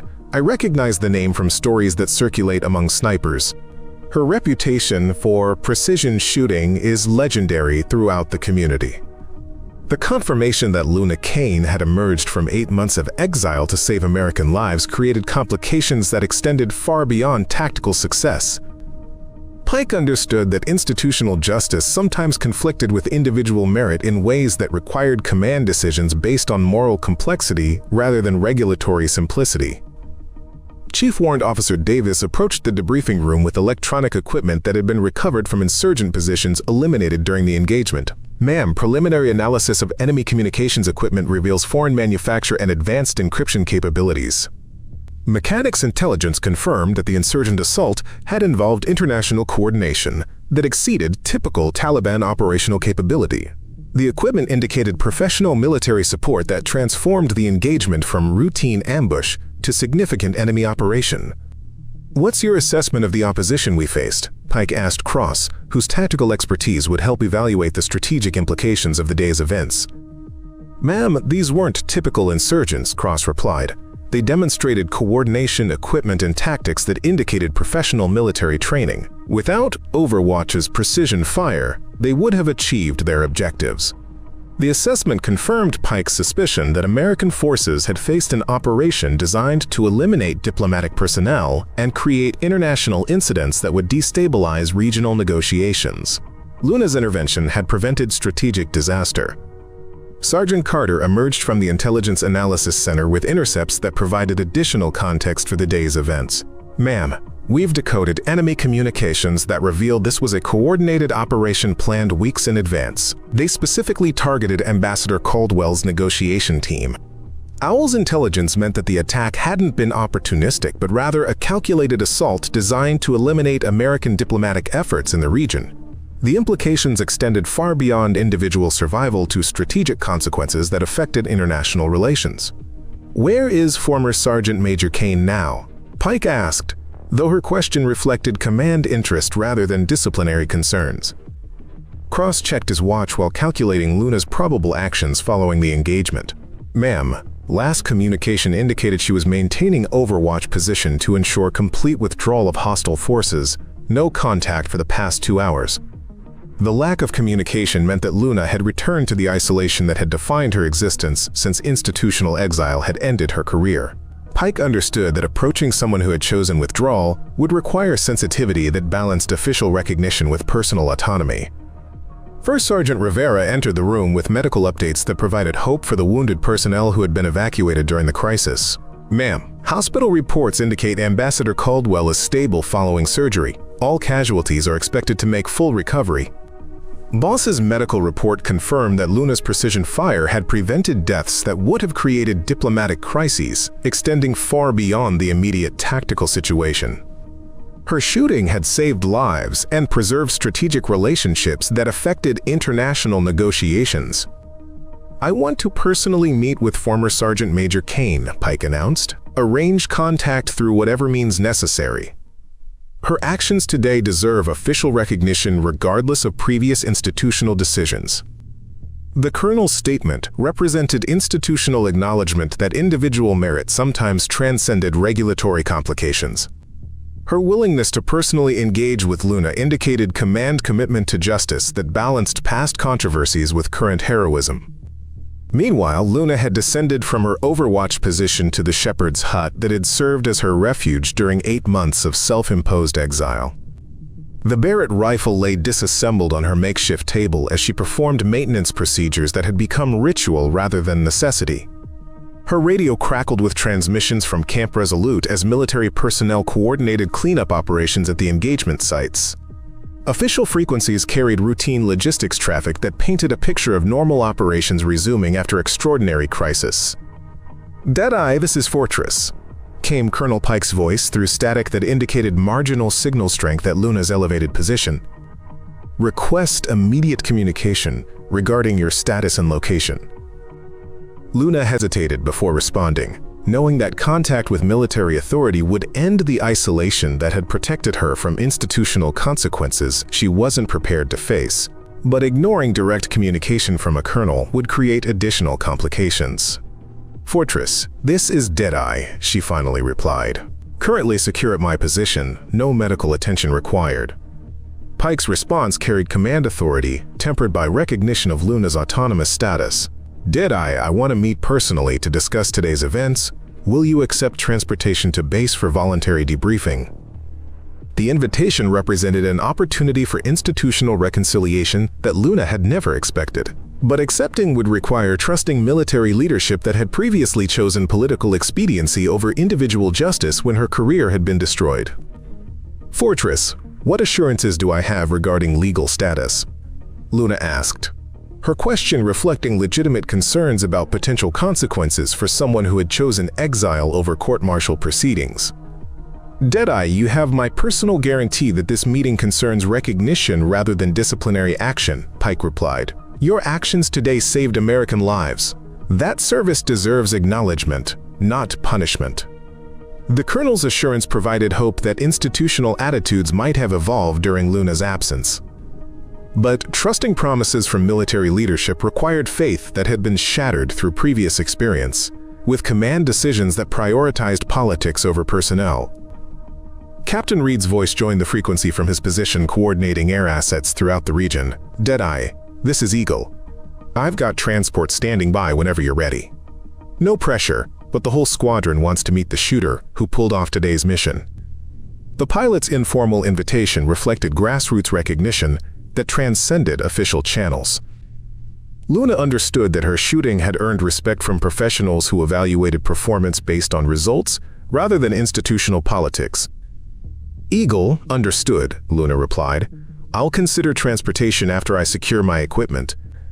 The response indicated willingness to engage, despite reservations about returning to military environments that had previously rejected her service. Luna began packing gear with the efficiency of someone who had learned to be ready for rapid movement. Cross's voice joined the communications as he completed his debriefing responsibilities. "Deadeye, this is Warpath 6. I want you to know that my Rangers understand what you did for us today.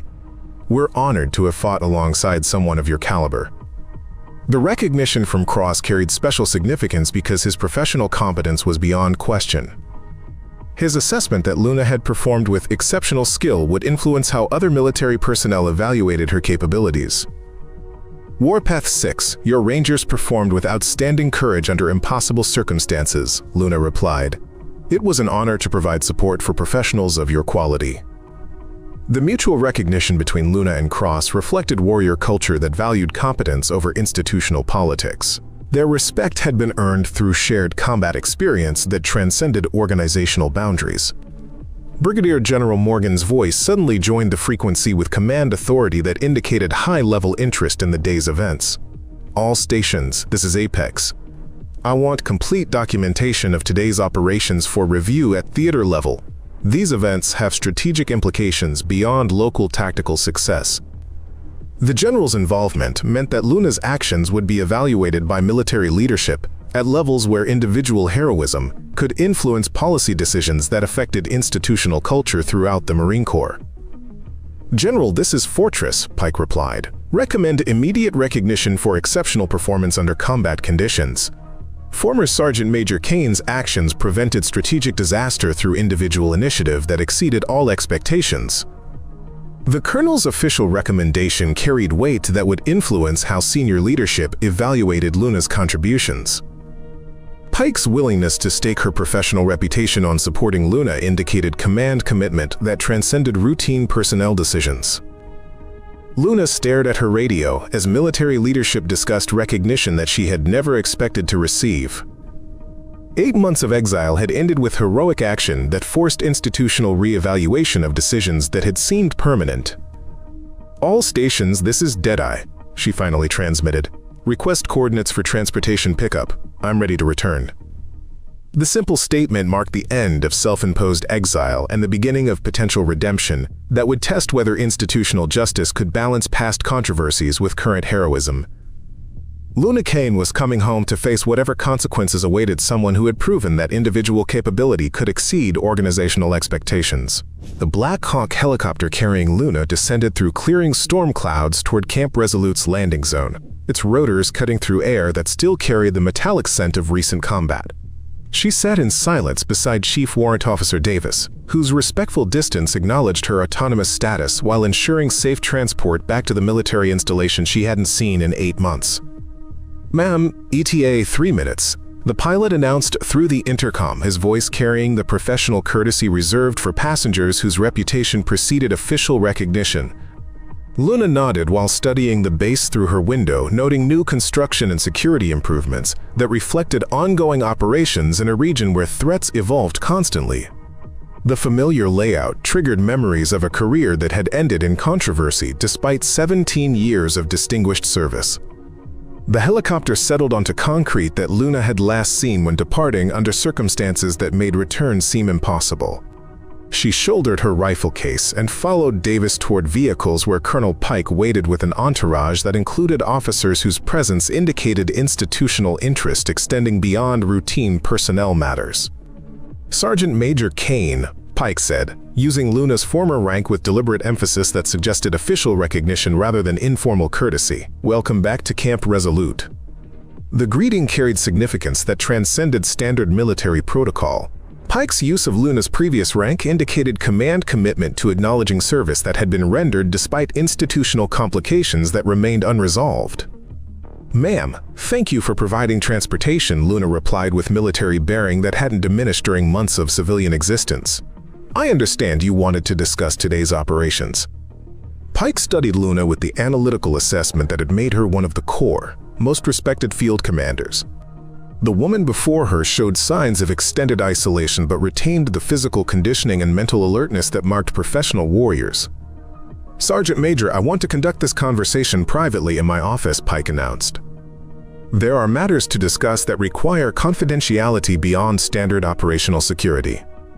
The Colonel's emphasis on privacy indicated that their meeting would address issues extending beyond tactical debriefing to institutional questions that affected Luna's relationship with military service that had once defined her identity. They walked toward the command complex through corridors where enlisted personnel stopped to observe someone whose legend had grown during her absence. Luna recognized the expressions of curiosity mixed with respect that reflected her reputation among Marines who understood the difference between political convenience and professional competence. Pike's office reflected the personality of someone who balanced command authority with personal touches that humanized military leadership.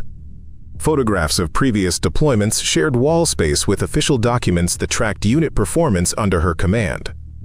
"Please, sit down," Pike said, gesturing toward chairs arranged for conversation rather than formal briefing. "I want to understand what happened 8 months ago, from your perspective." The invitation to discuss the incident that had ended Luna's career represented an opportunity for explanation that hadn't been offered during the original investigation. Pike's willingness to revisit past decisions indicated institutional maturity that recognized the complexity of moral choices under extreme circumstances. Luna settled into her chair while considering how to explain decisions that had been judged politically unacceptable, despite being tactically sound. "Ma'am, are you familiar with the specific circumstances of Checkpoint Bravo?" "I've read the official reports," Pike replied, "but I want to hear your account of what happened during that engagement." The request for Luna's perspective indicated that Pike understood official documentation sometimes failed to capture the moral complexity that defined combat decisions. Her willingness to listen reflected commitment to understanding rather than simply confirming previous judgments. "Ma'am, my team was providing overwatch for a convoy that included civilian contractors and Afghan interpreters," Luna began. "We identified hostile forces preparing an ambush but couldn't get clearance to engage before they initiated contact." Pike nodded, understanding that Luna was describing the bureaucratic constraints that sometimes prevented tactical action until American lives were already at risk. The rules of engagement existed for legitimate political reasons, but could create situations where professional soldiers watched preventable disasters unfold. "The ambush was textbook perfect," Luna continued. "IEDs disabled the lead and trail vehicles, while machine gun positions created a kill zone that would have eliminated everyone in the convoy within minutes."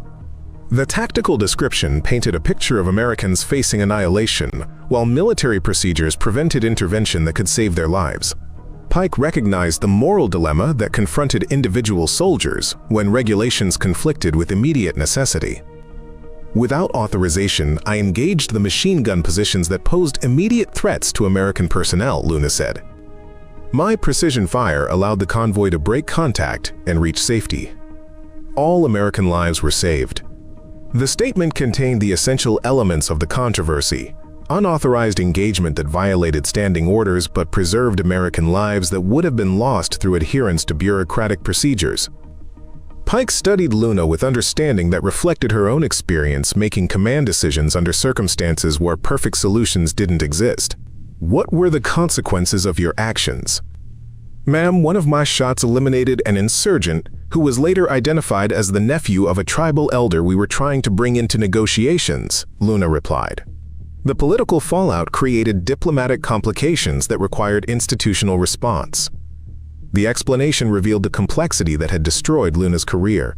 Her technically perfect shooting had saved American lives, while creating international incidents that threatened strategic objectives beyond immediate tactical success.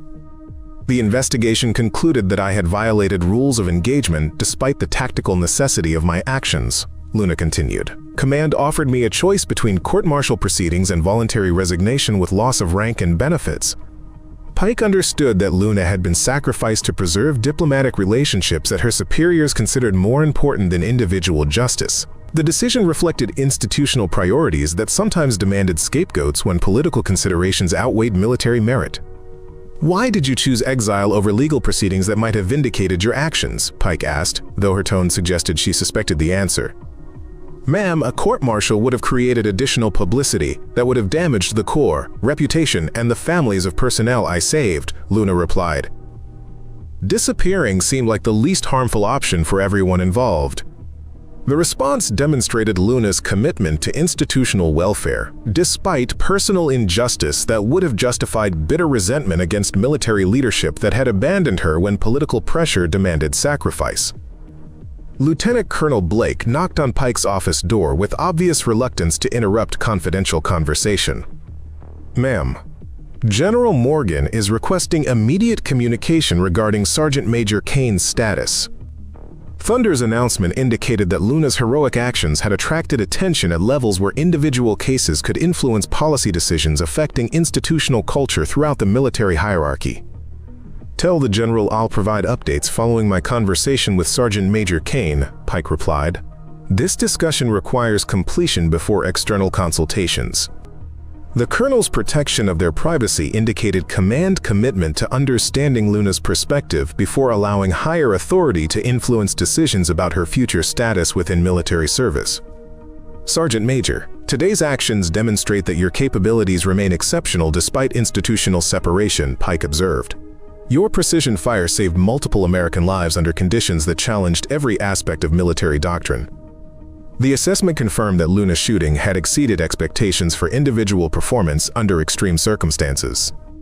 Pike's recognition carried weight because her professional judgment was respected throughout the Marine Corps. "Ma'am, I did what any Marine would do when Americans were under fire," Luna replied. "Service doesn't end because institutional politics create complications." The statement reflected warrior culture that valued commitment to fellow Marines over personal consequences or institutional recognition. Luna's actions had demonstrated that dedication to American lives transcended regulatory boundaries or career considerations. Pike leaned forward with the intensity of someone preparing to make command decisions that would affect individual lives and institutional justice. Sergeant Major, I'm prepared to recommend full reinstatement with restoration of rank and benefits if you're willing to return to active duty. The offer represented institutional acknowledgement that Luna's exile had been unjust, and that her continued service would benefit military capabilities in ways that outweighed previous political complications. Ma'am, what assurances do I have that future incidents won't result in similar institutional abandonment? Luna asked, her question reflecting legitimate concerns about trusting military leadership that had previously chosen political expediency over individual justice. Pike understood that Luna's willingness to return would require confidence that institutional attitudes had evolved beyond the political calculations that had destroyed her career. Sergeant Major, you have my personal commitment that merit will take precedence over political convenience in any future evaluations of your service. The promise carried weight because Pike's reputation for integrity was established throughout the Marine Corps. Her willingness to stake personal credibility on supporting Luna indicated command commitment that transcended routine personnel decisions.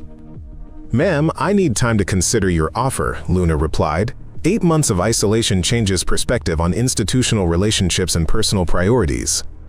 The response demonstrated that Luna's exile had affected her relationship with military service in ways that couldn't be resolved through simple offers of reinstatement. Her decision would require evaluating whether institutional culture had changed enough to prevent repetition of previous injustice. Major Stone appeared at Pike's office door with medical reports that provided context for Luna's current physical and psychological condition.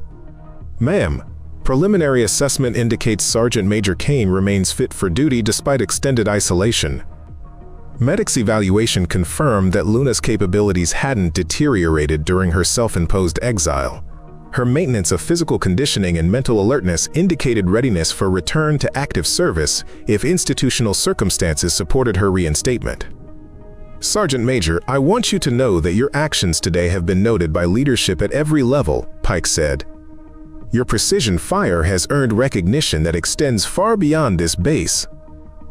The statement indicated that Luna's heroic performance had created institutional momentum that might overcome political considerations that had previously prevented acknowledgement of her capabilities.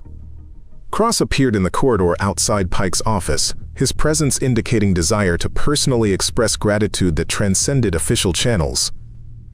Ma'am, Captain Cross requests permission to speak with Sergeant Major Kane.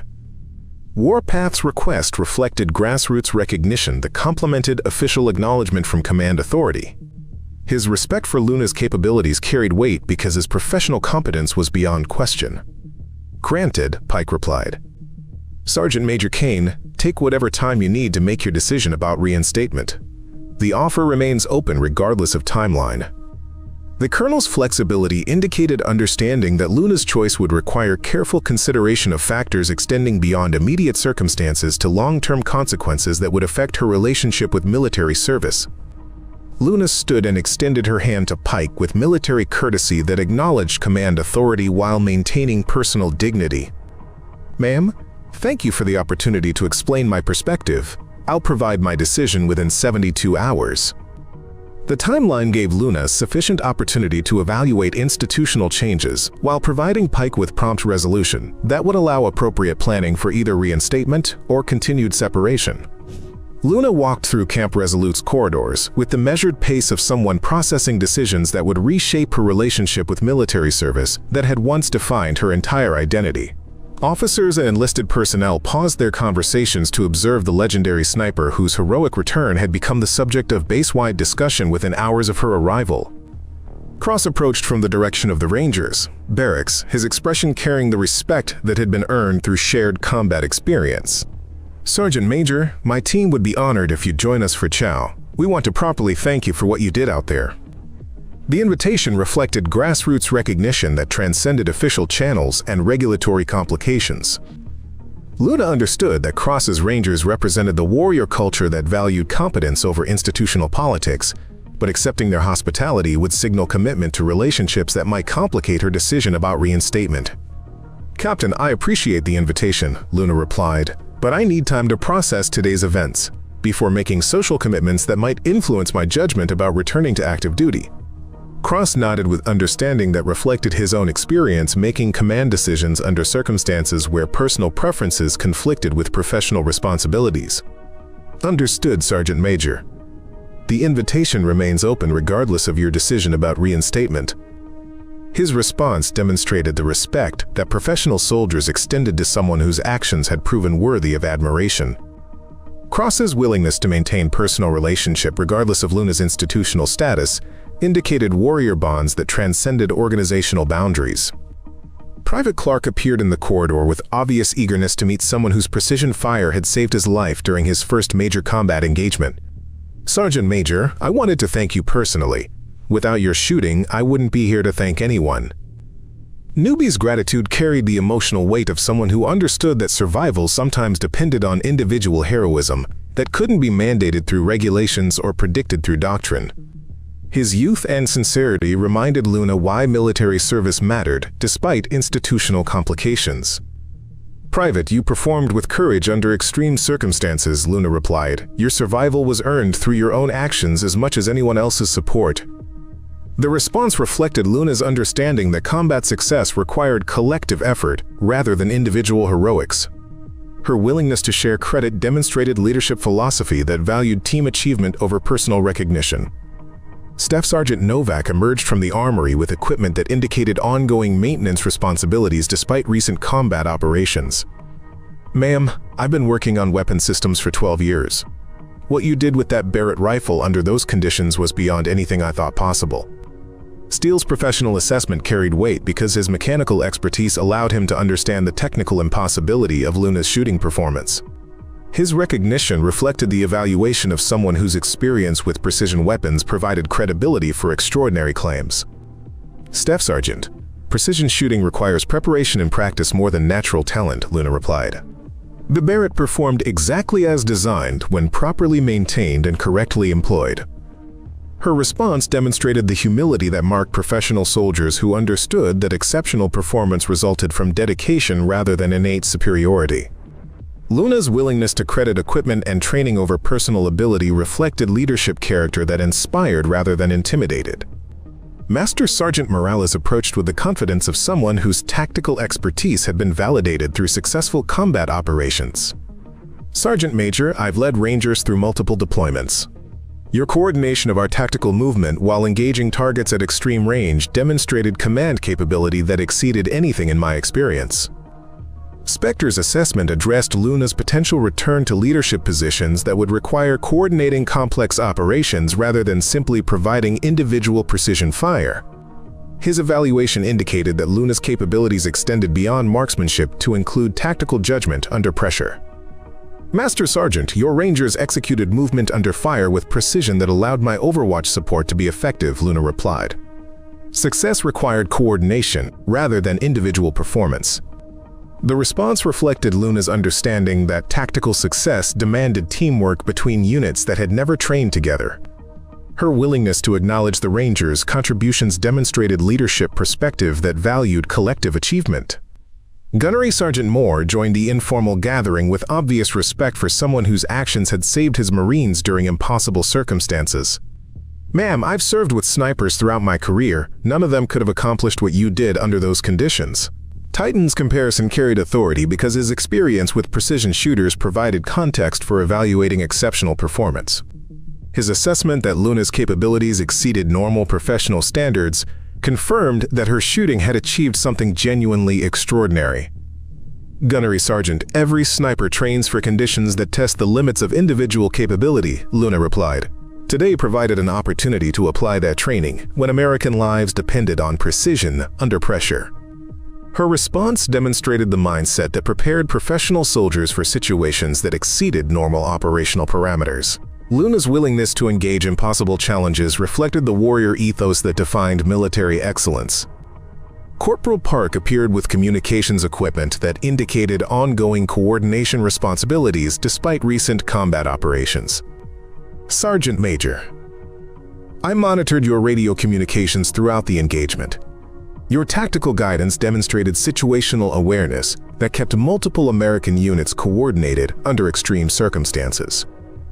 Lightning's technical perspective provided insight into Luna's capability for command and control functions that exceeded individual marksmanship.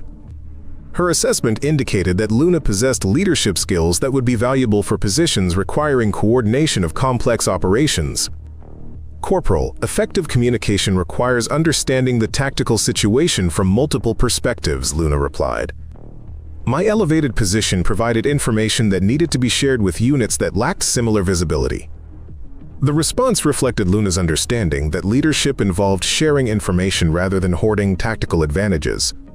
Her willingness to coordinate between separated units demonstrated command philosophy that valued collective success over individual recognition. Luna excused herself from the informal gathering and walked toward the base perimeter where she could observe terrain that had witnessed her transition from exile to potential redemption. The mountains where she had hidden for 8 months rose against evening skies that reflected the uncertainty of decisions yet to be made. Her radio crackled with a transmission that cut through routine base communications with command authority. Deadeye, this is Apex. Request immediate communication regarding your decision timeline. General Morgan's direct contact indicated high-level interest that extended beyond local personnel decisions to strategic considerations affecting military policy. His involvement suggested that Luna's case had become symbolic of institutional attitudes toward individual merit versus political convenience. Apex, this is Deadeye, Luna replied. Colonel Pike provided 72 hours for decision regarding reinstatement. I'm currently evaluating institutional changes that would affect my confidence in returning to active duty. Her response indicated willingness to engage with senior leadership while maintaining autonomy over personal decisions that would affect her relationship with military service. Luna's professional courtesy balanced respect for authority with individual dignity. Deadeye, I want you to understand that your actions today have attracted attention from leadership at every level, Morgan transmitted. Your precision fire represents capabilities that the Marine Corps cannot afford to lose through institutional inflexibility. The General's statement confirmed that Luna's heroic performance had created momentum for institutional change that might overcome political considerations which had previously prevented acknowledgement of her contributions. Apex, I appreciate recognition of today's performance, Luna replied. But institutional reliability requires consistency that extends beyond individual incidents. My decision will be based on confidence that merit will be valued over political convenience in future evaluations. Her response demonstrated that Luna's willingness to return would depend on institutional commitment to justice, rather than simply recognition of exceptional performance. She understood that temporary appreciation might not prevent repetition of previous abandonment. Colonel Pike's voice joined a frequency with information that provided context for Luna's decision. Deadeye, I've received preliminary notification that your case will be reviewed by a board of officers who were not involved in the original Checkpoint Bravo investigation. The announcement indicated institutional commitment to re-evaluating Luna's exile through processes that might provide more objective assessment of her actions. Pike's willingness to pursue formal review demonstrated command dedication to justice that transcended personal opinions. Fortress, what assurances do I have that this review will be based on military merit rather than political considerations? Luna asked, her question reflecting legitimate concerns about trusting institutional processes that had previously failed to protect her career. Deadeye, the review board will include officers whose combat experience provides understanding of tactical necessity under extreme circumstances, Pike replied. Their evaluation will focus on military effectiveness rather than diplomatic consequences. The response suggested that Luna's case would be assessed by professionals who understood the complexity of combat decisions rather than administrators who prioritized political convenience over individual justice. Chief Warrant Officer Davis approached Luna's position with technical equipment that indicated ongoing responsibilities despite recent combat operations.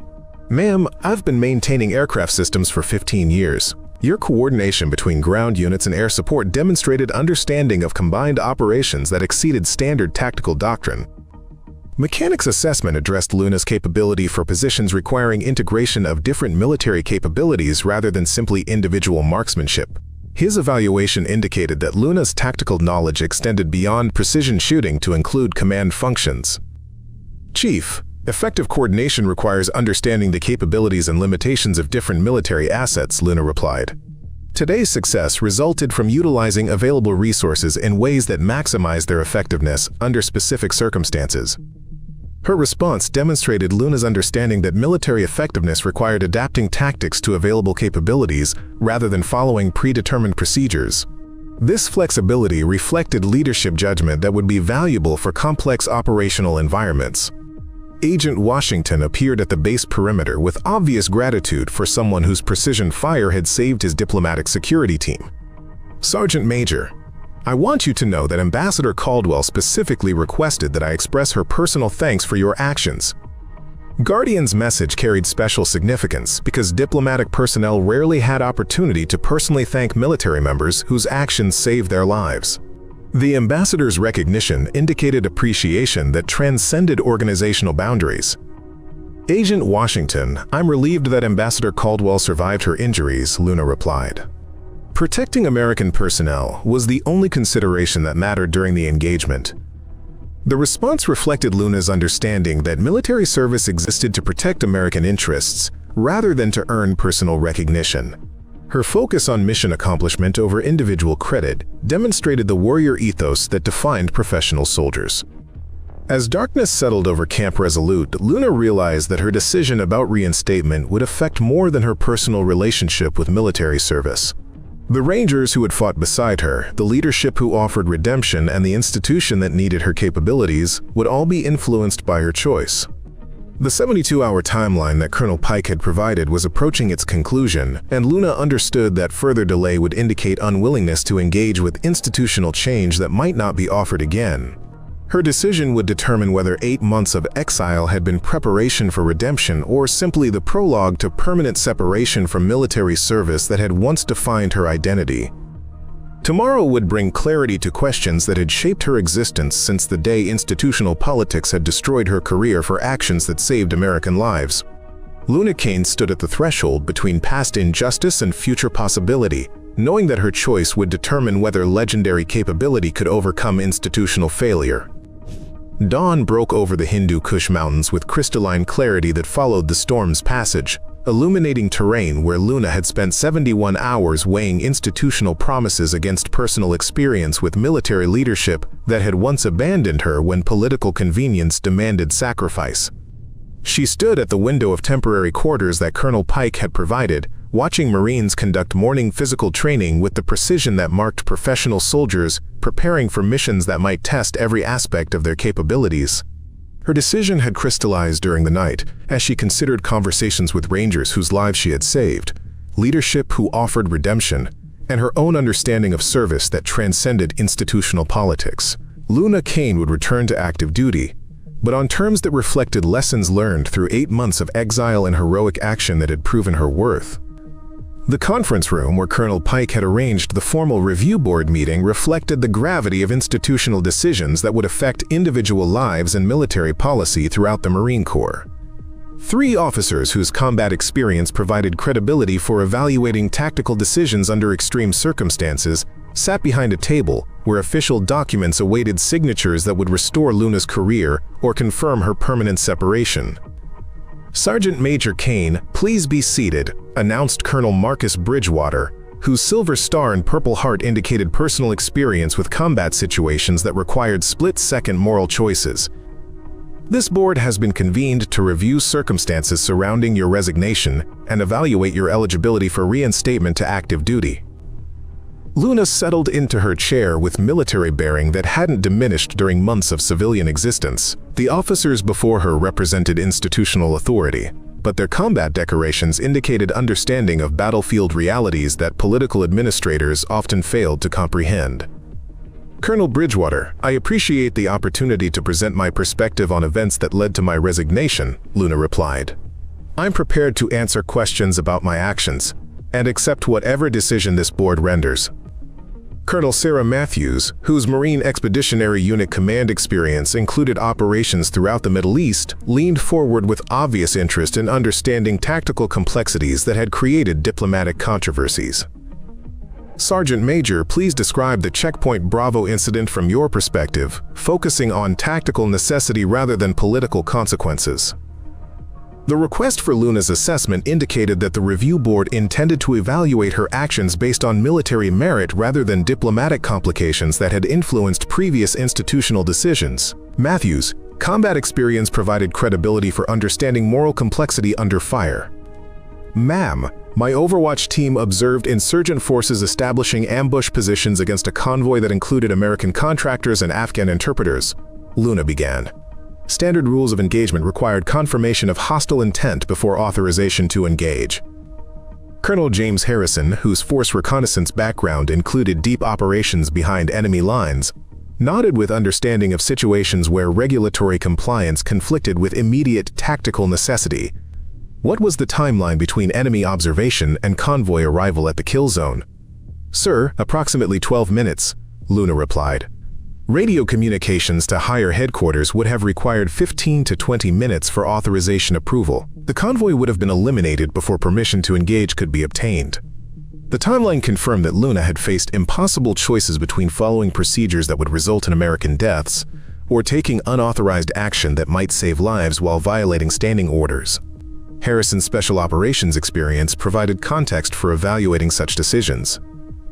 Describe your tactical assessment of enemy capabilities and American vulnerability, Matthews requested, her question focusing on military analysis rather than political consequences. Luna provided detailed explanation of insurgent positioning, weapons capabilities, and tactical coordination that had created perfect ambush conditions against Americans who lacked awareness of immediate threats. Her professional assessment demonstrated tactical expertise that exceeded normal sniper training. Your precision fire eliminated how many enemy combatants? Bridgewater asked, though his tone suggested he already knew the answer from official documentation. Sir, 7 confirmed eliminations that disrupted enemy tactical coordination and allowed American personnel to break contact, Luna replied. All shots were within established rules of engagement for protecting American lives under immediate threat. The casualty count confirmed that Luna's shooting had been precisely targeted rather than indiscriminate fire that might have created excessive collateral damage. Her tactical discipline had achieved maximum effect while minimizing unintended consequences. One of your targets was subsequently identified as the nephew of a tribal elder involved in peace negotiations, Harrison observed.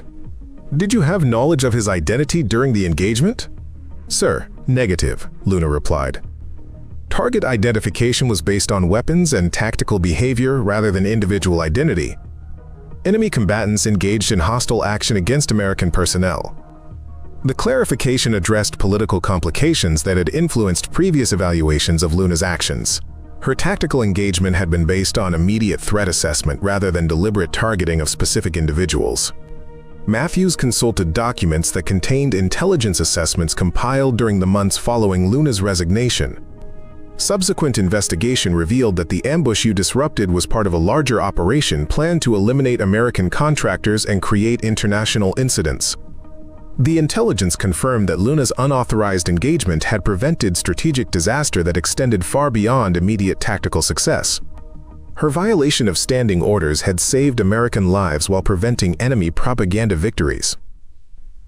Based on tactical analysis rather than political considerations, this board concludes that Sergeant Major Kane's actions at Checkpoint Bravo were militarily justified despite regulatory violations, Bridgewater announced. Her precision fire prevented American casualties through professional competence under extreme circumstances. The assessment vindicated Luna's tactical decisions while acknowledging regulatory complexities that had created institutional controversy. The board's focus on military merit, rather than diplomatic consequences, provided foundation for potential reinstatement. Furthermore, Matthews continued, yesterday's actions at Devil's Canyon demonstrate continued exceptional capability that the Marine Corps cannot afford to lose through institutional inflexibility. The reference to Luna's recent heroic performance indicated that current capabilities rather than past controversies would influence decisions about her future military status. Colonel Pike entered the conference room with documents that reflected command decisions based on the review board's assessment. Sergeant Major Kane, based on this board's findings and your demonstrated capabilities, I'm authorized to offer full reinstatement to active duty with restoration of rank, benefits, and assignment to positions commensurate with your experience. The offer represented institutional acknowledgement that Luna's exile had been unjust, and that her continued service would benefit military capabilities in ways that outweighed previous political complications. "Ma'am, I accept reinstatement with conditions that reflect lessons learned through institutional failure and personal experience," Luna replied. "I want assignment to training positions where I can develop sniper capabilities that prevent future personnel from facing similar moral dilemmas." Her response demonstrated that Luna's willingness to return focused on improving institutional capacity, rather than simply resuming previous career trajectory. She understood that her experience could benefit other Marines who might face similar tactical situations. Cross appeared at the conference room door with obvious eagerness to hear the resolution of Luna's case. "Ma'am, request permission to speak with Sergeant Major Kane regarding assignment to Ranger training programs." Warpath's interest in Luna's expertise indicated recognition that her capabilities would be valuable for developing special operations personnel who required precision shooting under extreme circumstances. "Granted," Pike replied. "Sergeant Major Kane, Captain Cross has requested your consideration for assignment as primary marksmanship instructor for Marine Special Operations training programs. The position would utilize Luna's legendary capabilities while allowing her to shape future generations of Marines who might face tactical situations requiring exceptional precision under pressure." "Captain Cross, I would be honored to contribute to Ranger training programs," Luna replied. "My experience suggests that institutional flexibility requires developing individual capabilities that exceed standard regulatory parameters." Her acceptance indicated willingness to return to military service in roles that would prevent future personnel from facing institutional abandonment when tactical necessity conflicted with political convenience. "Hey, Casey," General Morgan entered the conference room with the purposeful stride of someone whose command decisions had been vindicated by results that exceeded institutional expectations. "Sergeant Major Kane, your actions over the past 48 hours have demonstrated capabilities that represent the finest traditions of Marine Corps service." Apex's recognition confirmed that Luna's heroic performance had earned respect at levels where individual merit could influence policy decisions affecting institutional culture throughout military hierarchy. "Sir, I served alongside Marines whose courage under impossible circumstances represents everything admirable about military service," Luna replied.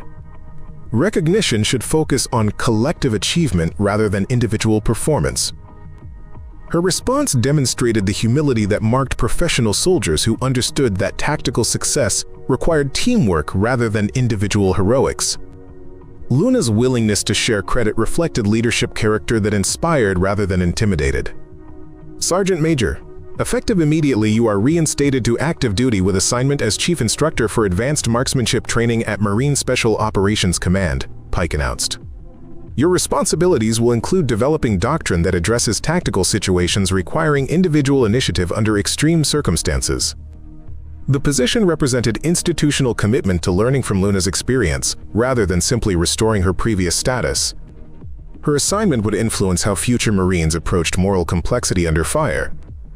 Cross stepped forward with obvious relief that Luna's capabilities would remain available to Rangers who might face similar tactical challenges. "Sergeant Major, my team would be honored to serve as your first class for advanced marksmanship training."